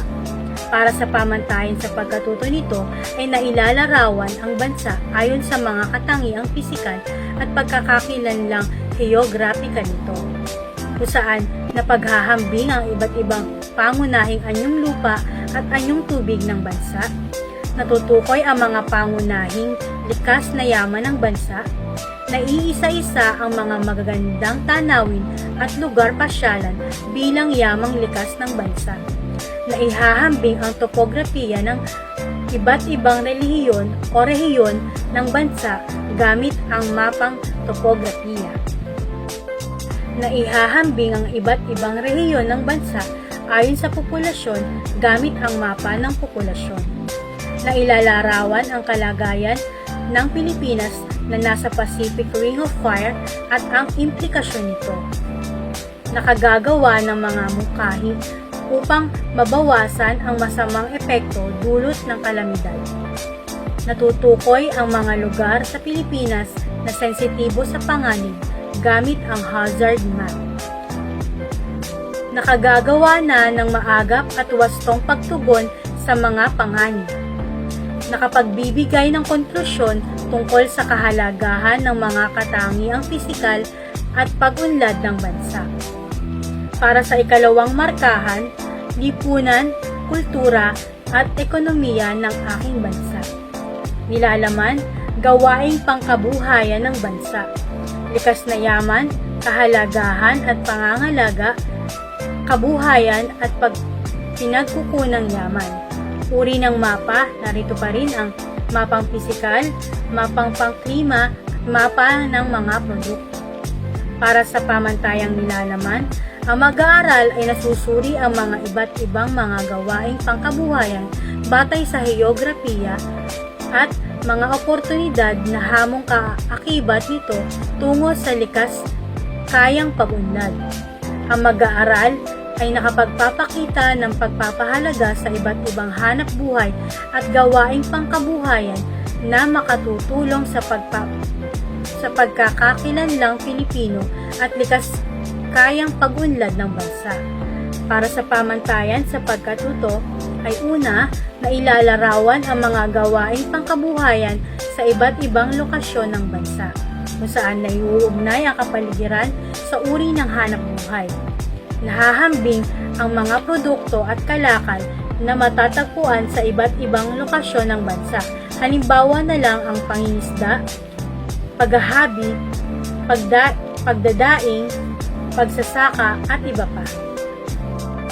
At nabibigyang katwiran ang pang-aangkop na ginawa ng mga tao sa kapaligiran upang matugunan ang kanilang pangangailangan. Pangalawa ay naipaliliwanag ang iba't ibang pakinabang pang-ekonomiko ng mga likas yaman ng bansa. Ikatlo, ay nasusuri ang kahalagahan ng matalinong pagpapasya sa pangangasiwa ng mga likas na yaman ng bansa.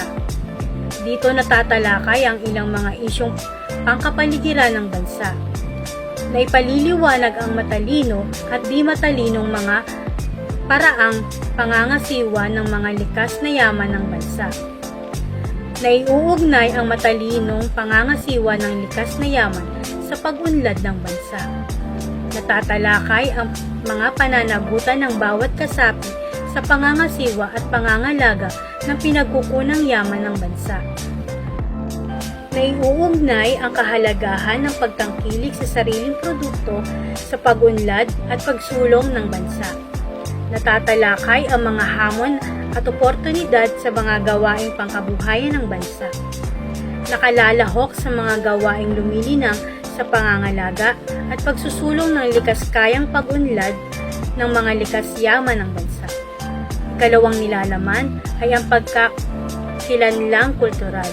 Uri ng mapang kinakailangan ay una, relihiyon, panahanan, katutubong pamayanan, pangkat etnikong linguistiko or pangkat etno-linguistiko, kaugalian, tradisyon, paniniwala, at pamanang pook. Para sa pamantayang pangnilalaman nito, ang mag-aaral ay maipamamalas ang pag-unawa sa pagkakakilanlang Pilipino batay sa pagpapahalaga sa pagkakaiba-iba ng mga pamayanang pangkultural. Para sa pamantayan sa pagganap, ang mag-aaral ay naipagmamalaki ang pagkakakilanlang kultural ng Pilipino batay sa pag-unawa, pagpapahalaga at pagsusulong ng pangkat kultural, pangkat etno-linguistiko at iba pang pangkat panlipunan na bunga ng migrasyon at intermarriage. Para sa pamantayan ng pagkatuto na ilalarawan ang pagkakakilanlang kultural ng Pilipinas. Dito natutukoy ang ilang halimbawa ng kulturang Pilipino sa iba't ibang rehiyon ng Pilipinas. Nandito yung tradisyon, relihiyon, kaugalian, paniniwala, kagamitan at iba pa. Pangalawa ay natatalakay ang kontribusyon ng mga iba't ibang pangkat tulad ng pangkat etniko, pangkat etno-linguistiko at iba pang pangkat. Natutukoy ang mga pamanang pook bilang bahagi ng pagkakakilanlang kulturang Pilipino, nakagagawa ng mungkahi sa pagsusulong at pagpapaunlad ng kulturang Pilipino. Nagsusuri o nasusuri ang papel na ginagampanan ng kultura sa pagbuo ng pagkakakilanlang Pilipino. Naipapakita ang kaugnayan ng heograpiya, kultura at pangkabuhayang gawain sa pagbuo ng pagkakakilanlang Pilipino. Pangsampu ay natatalakay ang kahulugan ng pambansang awit at watawat bilang mga sagisag ng bansa. Nakabubuo ng plano na magpapakilala at magpapakita ng pagmamahal sa kultura ng mga rehiyon sa malikhaing paraan at nakasusulat ng sanaysay na tumatalakay sa pagpapahalaga at pagmamalaki ng kulturang Pilipino. Para sa ikatlong markahan, ang pamamahala sa aking bansa. Nilalaman ang pambansang pamahalaan, kung saan narito ang balangkas, mga kapangyarihan ng mga sangay at sagisag ng bansa. Pamantayang pangnilalaman, ang mag-aaral ay naipamamalas ang pangunawa sa bahaging ginagampanan ng pamahalaan sa lipunan, mga pinuno at iba pang naglilingkod sa pagkakaisa, kaayusan at kaunlaran ng bansa. Pamantayan sa pagganap. Ang mag-aaral ay nakapagpapakita ng aktibong pakikilahok at pakikiisa ng mga proyekto at gawain ng pamahalaan at mga pinuno nito tungo sa kabutihan ng lahat. Pamantayan sa pagkatuto. Una, natatalakay ang kahulugan at kahalagahan ng pambansang pamahalaan. Pangalawa, nasusuri ang balangkas o istruktura ng pamahalaan ng Pilipinas. Natatalakay ang kapangyarihan ng tatlong sangay ng pamahalaan. Pangalawa ay natatalakay ang antas ng pamahalaan. Pangatlo ay natutukoy ang mga namumuno ng bansa. At pangapat ay natatalakay ang paraan ng pagpili at ang kaakibat na kapangyarihan ng mga namumuno ng bansa. Pangatlo, nasusuri ang ugnayang kapangyarihan ng tatlong sangay ng pamahalaan. Nandito yung naipaliliwanag ang separation of power ng tatlong sangay ng pamahalaan. Naipaliliwanag ang check and balance ng kapangyarihan sa bawat isang sanga. Para sa pangalawang nilalaman, ang pamahalaan at serbisyong panlipunan. Pamantayan sa pagganap na ipaliliwanag ang tungkulin ng pamahalaan na itaguyod ang karapatan ng mga mamamayan. Pamantayan sa pagkatuto, natatalakay ang epekto ng mabuting pamumuno sa pagtugon ng pangangailangan ng bansa. Natatalakay ang kahulugan ng ilang simbolo at sagisag ng kapangyarihan ng pamahalaan. Example, yung executive, legislative, at judicial. Pang-anim, nasusuri ang mga paglilingkod ng pamahalaan upang matugunan ang pangangailangan ng bawat mamamayan. Nandito yung naiisa-isa ang mga programang pangkalusugan, nasasabi ang pamamaraan sa pagpapaunlad ng edukasyon sa bansa, nakapagbibigay ng halimbawa ng mga programang pangkapayapaan, nasasabi ang paraan ng pagtataguyod ng ekonomiya ng bansa. Nakapagbibigay ng halimbawa ng mga programang pang-infrastruktura ng pamahalaan. Nasusuri ang tungkulin ng pamahalaan na itaguyod ang karapatan ng bawat mamamayan. Nasusuri ang mga proyekto at iba pang gawain ng pamahalaan sa kabutihan ng lahat at nakararami. Nasusuri ang iba't ibang paraan ng pagtutulungan ng pamahalaang pambayan, pamahalaang panlalawigan at iba pang tagapaglingkod ng pamayanan. Para sa ika-4 na markahan, kabahagi ako sa pag-unlad ng aking bansa. Nilalaman, mga karapatan at tungkulin ng mamamayang Pilipino. Kagalingang pangsibiko, karapatang panlipunan, karapatang pantao, karapatang pangbansa. Pamantayang pangnilalaman. Ang mag-aaral ay naipamamalas ang pangunawa at pagpapahalaga sa kanyang mga karapatan at tungkulin bilang mamamayang Pilipino. Pamantayan sa pagganap, ang mag-aaral ay nakikilahok sa mga gawaing pansibiko na nagpapakita ng pagganap sa kanyang tungkulin bilang mamamayan ng bansa at pagsasabuhay ng kanyang karapatan. Pamantayan sa pagkatuto, natatalakay ang konsepto ng pagkamamamayan. Una, natutukoy ang batayan ng pagkamamamayang Pilipino. Pangalawa, ay nasasabi kung sino ang mga mamamayan ng bansa. Natatalakay ang konsepto ng karapatan at tungkulin. Natatalakay ang mga karapatan ng mamamayang Pilipino at natatalakay ang tungkulin ng mamamayang Pilipino. Ikatlo ay natatalakay ang tungkuling kaakibat ng bawat karapatang tinatamasa. Natatalakay ang kahalagahan ng mga gawaing pansibiko ng bawat isa bilang kabahagi ng bansa. Naibibigay ang kahulugan ng kagalingang pansibiko. Natatalakay ang mga gawaing nagpapakita ng kagalingang pansibiko ng isang kabahagi ng bansa. Nahihinuha ang epekto ng kagalingang pansibiko sa pag-unlad ng bansa. Ikalima, ay nabibigyang halaga ang bahaging ginagampanan ng mga mamamayan sa pagtataguyod ng kaunlaran ng bansa. Dito na ipaliliwanag kung paano itinataguyod ng mga mamamayan ang kaunlaran ng bansa, na ipaliliwanag kung paano makatutulong sa pag-unlad at pagsulong ng bansa ang pagpapaunlad sa sariling kakayahan at kasanayan. At nabibigay ang kahulugan at katangian ng pagiging produktibong mamamayan. Ika-6 ay napahahalagahan ang mga pangyayari at kontribusyon ng mga Pilipino sa iba't ibang panig ng daigdig tungo sa kaunlaran ng bansa. Halimbawa dito ay yung mga OFW na ipakikita ang pakikilahok sa mga programa at proyekto ng pamahalaan na nagtataguyod ng mga karapatan ng mamamayan. At ang huli ay nakapagsusulat ng sanaysay tungkol sa pagka-Pilipino at sa Pilipinas. Mantayang pagkatuto para sa ika-5 baitang. Dito ay pamamalas ng pag-unawa at pagpapahalaga sa pagkakabuo ng kapuluan ng Pilipinas at mga sinaunang lipunan hanggang sa pamalalaking pagbabagong pang-ekonomiya at ang implikasyon nito sa lipunan sa simula ng ika-19 na siglo.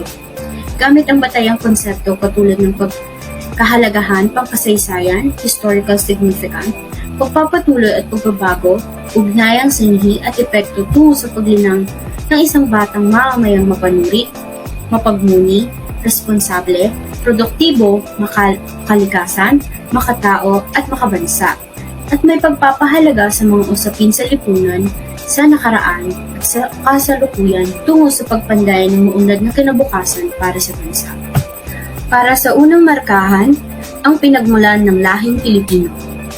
Unang nilalaman, ang kinalalagyan ng aking bansa, batayang heograpiya, absolute na lokasyon gamit ang mapa, prime meridian, international dateline, equator, north and south poles, Tropic of Cancer and Capricorn at Arctic and Antarctic circles. Likhang guhit, relatibong lokasyon, klima at panahon. Pamantayang pangnilalaman. Ang mag-aaral ay naipapamalas ang mapanuring pag-unawa at kaalaman sa kasanayang panghidropiya. Ang teorya sa pinagmulan ng lahing Pilipino upang mapahalagahan ang konteksto ng lipunan o pamamayan ng mga sinaunang Pilipino at ang kanilang ambag sa pagbuo ng kasaysayan ng Pilipinas. Pamantayan sa pagganap. Ang mag-aaral ay naipamamalas ang pagmamalaki sa nabuong kabihasnan ng mga sinaunang Pilipino gamit ang kaalaman sa kasanayang pangheograpikal at mahahalagang konteksto ng kasaysayan ng lipunan at bansa kabilang ang mga teorya ng pinagmulan at pagkabuo ng kapuluan ng Pilipinas at ng lahing Pilipino. Pamantayan sa pagkatuto. Una, na ilalarawan ang lokasyon ng Pilipinas sa mga natutukoy ang kinalalagyan ng Pilipinas sa mundo gamit ang mapa batay sa absolute location nito. Natutukoy ang relatibong lokasyon or relative location ng Pilipinas batay sa karatig na bansa na nakapaligid dito gamit ang pangunahing at pangalawang direksyon. Pangalawa, na ilalarawan ang klima ng Pilipinas bilang isang bansang tropikal ayon sa lokasyon nito sa mundo. Natutukoy ang mga salit na may kinalaman sa klima ng bansa tulad ng temperatura, dami ng ulan at humidity. Na ipapaliwanag ang pagkakaiba ng panahon at klima sa iba't ibang bahagi ng mundo.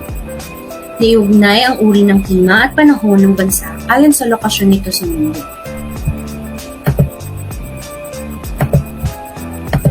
Pangatlo, na ipaliwanag ang katangian ng Pilipinas bilang bansang archipelago. Pangalawang nilalaman, pinagmulan ng Pilipinas at mga sinaunang kabihasnan. Pamantayan sa pagkatuto. Pang-apat, na ipapaliwanag ang teorya sa pagkabuo ng kapuluan at pinagmulan ng Pilipinas, batay sa teoryang vulkanismo at continental shelf. Pang-lima, nakabubuo ng pansariling paninindigan sa pagkapanipaniwalang teorya ng pinagmulan ng lahing Pilipino batay sa mga ebidensya. Natatalakay ang teorya ng pandarayuhan ng tao mula sa rehiyong Austronesiano. Natatalakay iba pang mga teorya tungkol sa pinagmulan ng mga unang tao sa Pilipinas. Nakasusulat na maiting sanaysay, 1-3 talata ukol sa mga teoryang natutunan. Pangatlong nilalaman, mga sinaunang lipunang Pilipino. Una, organisasyong panlipunan, barangay, at sultanato, mga uring panlipunan. Pangalawa, kabuhayan at kalakalan, mga kagamitan, konsepto ng pamamay-ari ng lupa. Pangatlo, kultura, paniniwala, tradisyon, at iba't ibang uri ng anyo ng sining at arkitektura. Pang-apat, gagawiang panlipunan, pag-aaral, panliligaw, kasal, ugnayan sa pamilya. Pamantayan sa pagkatuto. Pang-anim, na ipagmamalaki ang lipunan ng sinaunang Pilipino. Natatalakay ang mga uri ng lipunan sa iba't ibang bahagi ng Pilipinas. Na ipaliliwanag ang ugnayan ng mga tao sa iba't ibang antas na bumubuo na sinaunang lipunan. Natatalakay ang papel ng batas sa kaayusang panlipunan. Pang-pito, nasusuri ang kabuhayan ng sinaunang Pilipino. Natatalakay ang kabuhayan sa sinaunang panahon, kaugnay ng kapaligiran, ang mga kagamitan sa iba't ibang kabuhayan at mga produktong pangkalakalan. Natatalakay ang kontribusyon ng kabuhayan sa pagbuo ng sinaunang kabihasnan. Pangwalo, na ipapaliwanag mga sinaunang paniniwala at tradisyon at ang impluwensya nito sa pang-araw-araw na buhay. Pangsyam, nihahambing ang mga paniniwala noon at ngayon upang maipaliwanag ang mga nagbago at nagpapatuloy hanggang sa kasalukuyan. 11. Natatalakay ang paglaganap ng relihiyong Islam sa ibang bahagi ng bansa. 12. Nasusuri ang pagkakapareho at pagkakaiba ng kagawiang panlipunan na sinaunang Pilipino sa kasalukuyan. 13. Nakabuo ng konklusyon tungkol sa kontribusyon ng sinaunang kabihasnan sa pagkabuo ng lipunan at pagkakakilanlan ng mga Pilipino. 2. Markahan, pamunuang kolonyal ng Espanya. Para sa unang nilalaman, konteksto at dahilan ng pananakop sa bansa. Una, kahulugan at layunan ng kolonyalismo. Pangalawa, paghahati ng mundo sa pagitan ng Portugal at Espanya at mga paglalakbay ng Espanya. Pangatlo, mga dahilan ng Espanya sa pananakop ng Pilipinas. Pamantayang pangnilalaman, na ipamamalas ang mapanuring pag-unawa sa konteksto, ang bahaging ginampanan ng simbahan sa layunin at mga paraan ng pananakop Espanyol sa Pilipinas at ang epekto ng mga ito sa lipunan. Pamantayan sa pagganap, nakapagpapahayag ng kritikal na pagsusuri at pagpapahalaga sa konteksto at dahilan ng kolonyalismo Espanyol at ang epekto ng mga paraang pananakop sa katutubong populasyon. Pamantayan sa pagkatuto. Una, natatalakay ang kahulugan ng kolonyalismo at ang konteksto nito kaugnay sa pananakop ng Espanya sa Pilipinas. Pangalawa, naipapaliwanag ang mga dahilan at layunin ng kolonyalismo Espanyol. Pangatlo, nakabubuo ng timeline ng mga paglalakbay ng Espanyol sa Pilipinas hanggang sa pagkakatatag ng Maynila at ang unang enkwentro ng mga Espanyol at Pilipinas o Pilipino.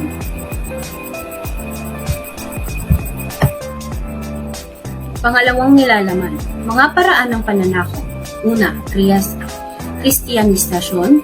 Pangalawa, paglipat ng mga komunidad. Pangatlo, tributo sa pamamagitan ng ekonomiyanda. Pang-apat, sapilitang paggawa. Pamantayan sa pagkatuto. Pang-apat, nasusuri ang iba-ibang perspektibo ukol sa pagkakatatag ng kolonyal Espanyol sa Pilipinas. Pang-lima, natatalakay ang mga paraan ng pagsasailalim ng katutubong populasyon sa kapangyarihan ng Espanya. Proseso ng Kristiyanisasyon, reduction, tributo at ekonomiyanda sa pilitang paggawa. Pang-anim, nasusuri ang relasyon ng mga paraan ng pananakop ng Espanyol sa mga katutubong populasyon sa bawat isa.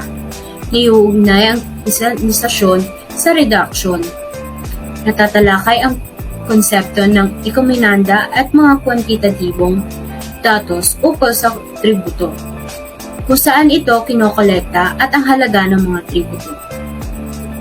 Nasusuri ang mga patakaran, papel at kahalagahan ng sapilitang paggawa sa pagkatatag ng kolonyal sa Pilipinas. Pangatlong nilalaman, ugnayan ng simbahan at pamahalaang kolonyal. Una, Pilipinas sa pamamahala ng mga praile. Pangalawa, gampanin ng mga prayle. Pangatlo, reaksyon ng mga Pilipino sa pamamahala ng mga prayle. Pamantayan sa pagkatuto. Nasusuri ang naging reaksyon ng mga Pilipino sa Kristyanismo. Pangwalo, natatalakay ang kapangyarihang patronatoril. Nasusuri ang pamamalakan ng mga prayle sa pagpapaunlad ng sinaunang Pilipino. Natutukoy ang mga tungkulin o papel ng mga prayle sa ilalim ng patronatoril. Naipapaliwanag ang mga naging reaksyon ng mga Pilipino sa pamamahala ng mga prayle. Ikatlong markahan, nilalaman, pagbabago sa lipunan sa ilalim ng pamahalaang kolonyal, at nabasaloob dito ang pamahalaang sentral, pamahalaang lokal, tungkulin ng mga opisyales, at ang antas ng mga katayuan ng mga Pilipino at uri ng edukasyon. Pamantayang pangnilalaman, ang mag-aaral ay naipamamalas ang mapanuring pag-unawa sa mga pagbabago sa lipunan ng sinaunang Pilipino kabilang ang pagpupunyagi ng ilang pangkat na mapanatili ang kalayaan sa kolonyalismong Espanyol at ang mga impluwensya nito sa kasalukuyang panahon. Pamantayan sa pagganap, ang mag-aaral ay nakapagpapakita ng mga pagpapahalaga at pagmamalaki sa pagpupunyagi ng mga Pilipino sa panahon ng kolonyalismong Espanyol. Pamantayan sa pagkatuto, ang mag-aaral ay nasusuri ang pagbabago ng mga panahanan ng mga Pilipino sa panahon ng Espanyol. Napaghahambing ang antas ng katayuan ng mga Pilipino sa lipunan bago dumating ang mga Espanyol at sa panahon ng kolonyalismo. Nagpaghahambing ang mga tradisyonal at di-tradisyonal na papel ng babae sa lipunan ng sinaunang Pilipino at sa panahon ng kolonyalismo. Natatalakay ang pangangailangan sa pagpapabuti ng mga katayuan ng mga babae. Nasusuri ang pagbabago sa kultura ng panahong Pilipino sa panahon ng Espanyol. Naipapaliwanag ang mga impluwensya ng mga kulturang Espanyol sa kulturang Pilipino. Natatalakay ang pagbahaging ginagampanan ng Kristyanismo sa kultura at tradisyon ng mga Pilipino. Nasusuri ang ginawang pag-aangkop ng mga Pilipino sa kulturang ipinapakilala ng mga Espanyol. Nasusuri ang mga pagbabagong pampolitika at ekonomiya na ipinatutupad ng mga kolonyal na pamahalaan. Naipahambing ang istruktura ng mga pamahalaang kolonyal sa uri ng pamamahala ng mga sinaunang Pilipino. Naipaghahambing ang sistema ng mga kalakalan ng mga Pilipino at sa panahon ng kolonyalismo. Natatalakay ang mga epekto ng mga pagbabago sa pamamahala ng mga Espanyol sa mga sinaunang Pilipino. Nakapagbibigay ng sariling pananaw tungkol sa naging epekto ng kolonyalismo sa lipunan ng sinaunang Pilipino. Sunod naman ay ang pagpupunyagi ng katutubong pangkat na mapanatili ang kalayaan sa kolonyal na pananakop. Ang mga pananakop sa Cordillera, pananakop sa mga bahagi ng Mindanao. Pamantayan sa pagkatuto, ang mag-aaral ay naipaliliwanag ang mga di pagtagumpay na pananakop sa mga katutubong pangkat ng kolonyalismong Espanyol. Nasusuri ang mga paraang armado ng pananakop ng mga Espanyol. Natatalakay ang iba't ibang uring reaksyon ng mga katutubong pangkat sa armadong pananakop. Natatalakay ang mga isinagawang rebelyon ng mga katubong pangkat. Natataya ang mga sanhi at bunga ng mga rebelyon at iba pang reaksyon ng mga katutubong Pilipino sa kolonyalismo. Nakabubuo ng mga koleksyon tungkol sa mga dahilan ng mga di patagumpay na armadong pananakop ng mga Espanyol sa ilang piling katutubong pangkat. Ang mga mag-aaral ay nasusuri ang mga epekto ng kolonyalismong Espanyol sa pagkakabansa at pagkakakilanlan ng mga Pilipino. Ika-4 na markahan. Ang nilalaman nito ay ang konteksto ng reforma, ang lokal na pangyayari, monopolyo ng tabako, kilusang agraryo, pag-aalsa sa estadong kolonyal, okupasyon ng Maynila, pandaigdigang pangyayari, paglipas ng mga merkantilismo, at ang kaisipang La Ilustrasyon. Pamantayang nilalaman, ang mag-aaral ay naipamamalas ang mga pamunuring pag-unawa sa bahaging ginampanan ng mga kolonyalismong Espanyol at pandaigdigang konteksto ng reforma sa pag-usbong ng kamalayang pambansa tungo sa pagkabuo ng Pilipinas bilang isang nasyon. Pamantayan sa pagganap, Ang mag-aaral ay nakapagpapahayag ng mga pagmamalaki sa pagpupunyagi ng mga makabayang Pilipino sa gitna ng kolonyalismong Espanyol at sa mahalagang papel na ginagampanan nito sa pag-usbong ng kamalayang pambansa tungo sa pagbago at pagbuo ng Pilipinas bilang isang nasyon. Pamantayan sa pagkatuto, ang mag-aaral ay natatalakay ang mga lokal na mga pangyayari tungo sa pag-usbong ng pakikibaka ng bayan, ang reforma sa ekonomiya at pagtatag ng monopolyong tabako. Mga pag-alsa sa loob ng estadong kolonyal, kilusang agraryo ng 1745, pag-aalsa ng kapatiran ng San Jose at ang okupasyon ng Ingles sa Maynila. Natatalakay ang mga pandaigdigang pangyayari bilang konstekto ng malayang kaisipan tungo sa pag-usbong ng pakikibaka ng mga bayan. Paglipas ng merkantilismo bilang ekonomikong batayan ng kolonyalismo at ang paglitaw ng kaisipang La Ilustrasyon. Sunod naman ay ang nilalaman na pag-usbong ng malayang kaisipan at naunang pag-alsa. At ito ang mga reaksyon sa kolonyalismo, partisipasyon, implikasyon ng mga naunang pag-alsa. Pamantayan sa pagkatuto, ang mag-aaral ay nasusuri ang mga naunang pag-alsa ng mga makabayang Pilipino. Natatalakay ang mga sanhi at bunga ng revolusyon at iba pang reaksyon ng mga Pilipino sa kolonyalismo. Naipaliliwanag ang mga pananaw at paniniwala ng mga sultanato sa pagpapanatili ng kanilang kalayaan. Ang mga mag-aaral ay natataya ang partisipasyon ng iba't ibang rehiyon at sektor sa pakikibaka ng bayan. Natatalakay ang mga kalakalang-galyon at ang epekto nito sa bansa. Nababalangkas ang pagkakaisa o pagkakawatak-watak ng mga Pilipino sa mga mahalagang pangyayari at mga epekto nito sa naunang mga pag-alsa laban sa kolonyalismong Espanyol. Nakapagbibigay katuwiran sa mga naging epekto ng mga unang pag-aalsa ng mga makabayang Pilipino sa pagkamit ng kalayaan na tinatamasan mga mamamayan sa kasalukuyang panahon. Ang mga mag-aaral ay naipapahayag ang mga saloobin sa kahalagahan ng pagganap ng sariling tungkulin sa pagsulong ng kamalayan sa pambansa tungo sa pagkabuo ng Pilipinas bilang isang nasyon. Pamantayang pagkatuto sa Baitang Anim na ipamamalas ang patuloy na pag-unawa at pagpapahalaga sa kasaysayan ng Pilipinas mula sa ika-20 siglo hanggang sa kasalukuyan tungo sa pagbuo ng tiyak na pagkakakilanlan bilang Pilipino at mamamayan ng Pilipinas. Na ipamamalas ang malalim na pag-unawa sa kasaysayan ng Pilipinas base sa pagsusuri ng sipi ng mga piling primaryang sangguniang nakasulat, pasalita, visual na kombinasyon ng mga ito mula sa iba't ibang panahon tungo sa pagbuo ng makabansang kaisipan na siya na magsisilbing basihan ng mas malawak na pananaw tungkol sa mundo. Unang markahan sa Baitang Anim, kinalalagyan ng Pilipinas at ang malayang kaisipan sa mundo. Una, batayang heograpiya, absolute na lokasyon gamit ang mapa at lobo, relatibong lokasyon. Ang mag-aaral ay naipapamalas ang mapanuring pag-unawa at kaalaman sa bahagi ng Pilipinas sa globalisasyon batay sa lokasyon nito sa mundo at ang mga kasanayang pangheograpiya at ang mga ambag ng malayang kaisipan sa pag-usbong ng nasyonalismong Pilipino. Pamantayan sa pagganap.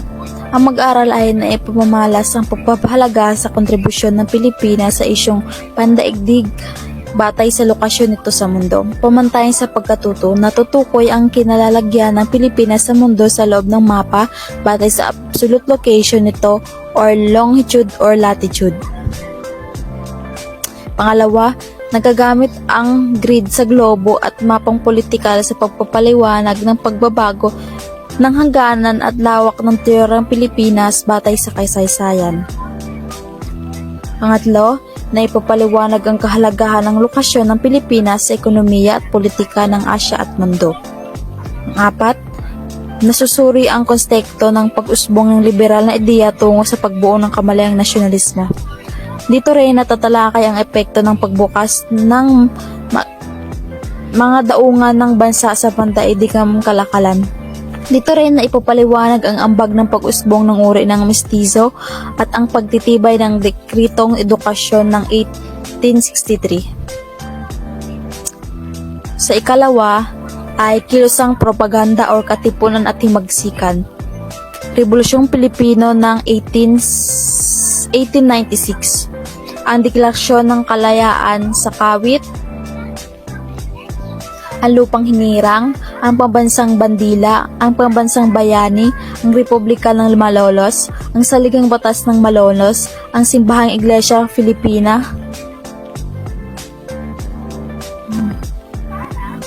pamantayan sa pagkatuto. Dito rin nasusuri ang mga ginagawa ng makabayang Pilipino sa paggamit ng kalayaan. Dito rin natatalakay ang kilusan para sa sekularisasyon ng mga parokya ng Cavite Munity. Dito rin na ipapaliwanag ang ambag ng kilusang propaganda. At dito rin natatalakay ang pagtatag at paglaganap ng katipunan. Nihuna ang implikasyon ng kawalan sa pagkakaisa ng kawalan ng pagkakaisa sa himagsikan, kilusan at pagbuo ng Pilipinas bilang isang bansa. At sa pang-anim ay nasusuri ang mga pangyayari sa himagsikan laban sa kolonyalismo at Espanyol. Una, sigaw sa Pugod, Lawin, Yores Convention, kasunduan sa Biak na Bato.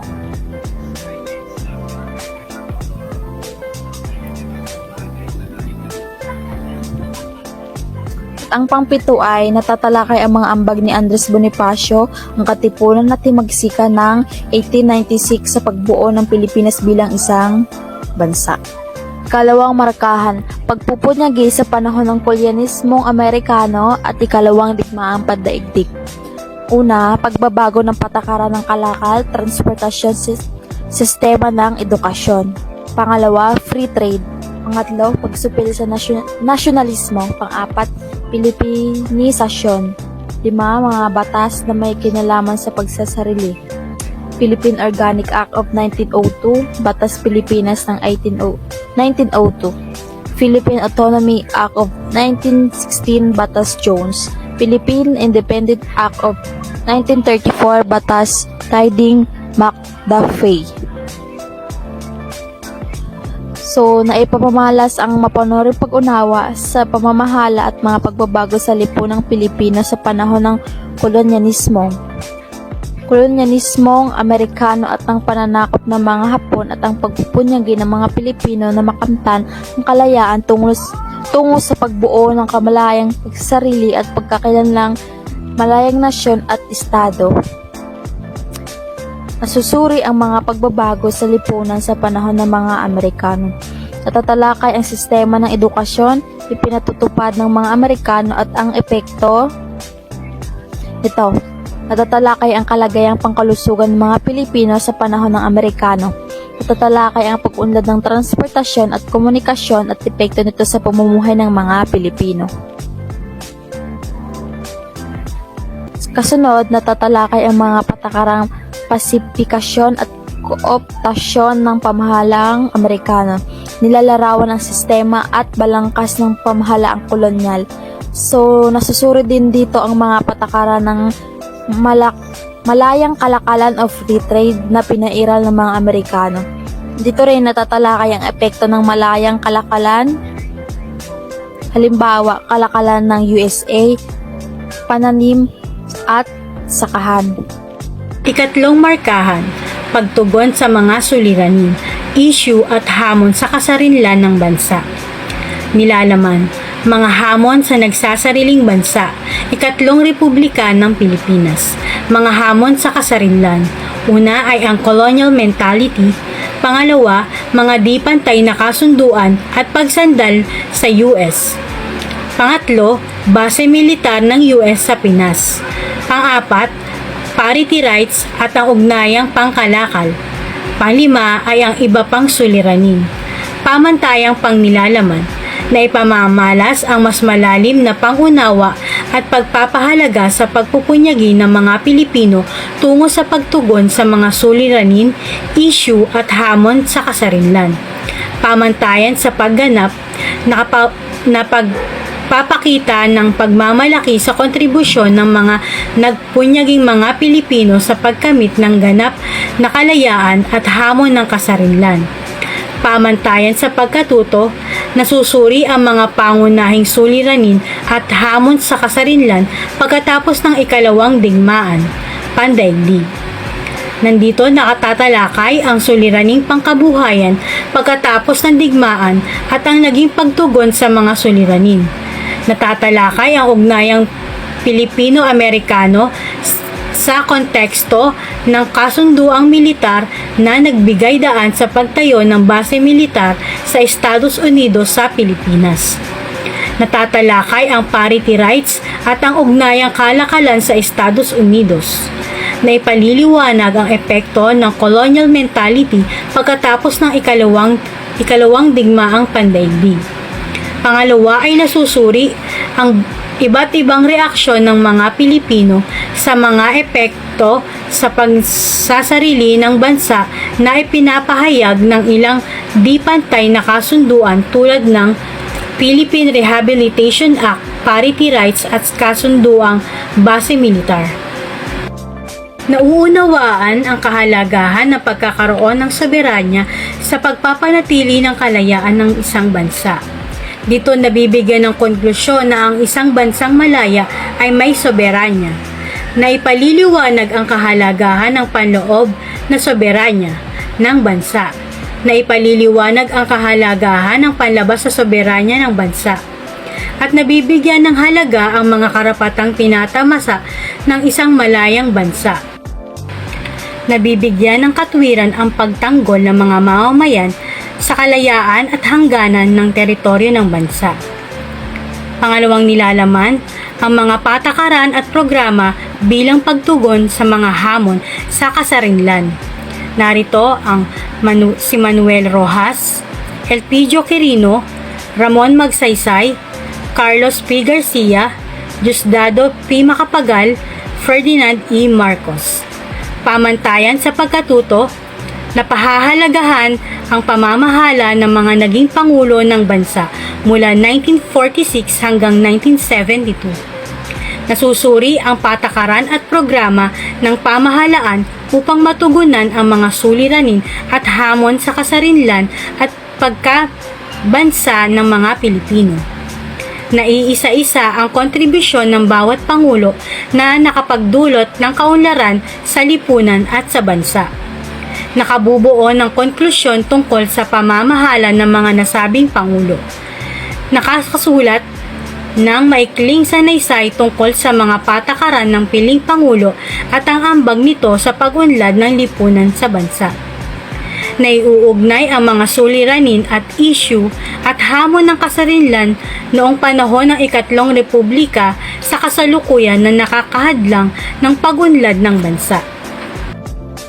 Nakapagbibigay ng sariling pananaw tungkol sa mga pagtugon ng mga Pilipino sa patuloy na mga suliranin, issue at hamon ng kasarinlan sa kasalukuyan. Ikaapat na markahan, tungo sa pagkamit ng tunay na demokrasya at kaunlaran. Nilalaman, suliranin at hamon sa kalayaan at karapatang pantao ng batas militar. Narito ang programa at patakaran, epekto ng pagkabansa, mga reaksyon at aral. Naipamamalas ang malalim na pag-unawa at pagpapahalaga sa pagpatuloy at pagpupunyagi ng mga Pilipino tungo sa pagtugon ng mga hamon ng nagsasarili at umuunlad na bansa. Pamantayan sa pagganap na kapag papakita na aktibong pakikilahok sa gawaing makatutulong sa pag-unlad ng bansa bilang pagtupad ng sariling tungkulin na siyang kaakibat na pananagutan sa pagtamasa ng mga karapatan bilang isang malaya at maunlad na Pilipino. Pamantayan sa pagkatuto, nasusuri ang mga suliranin at hamon sa kasarinlan at pagkabansa ng mga Pilipino sa ilalim ng batas militar.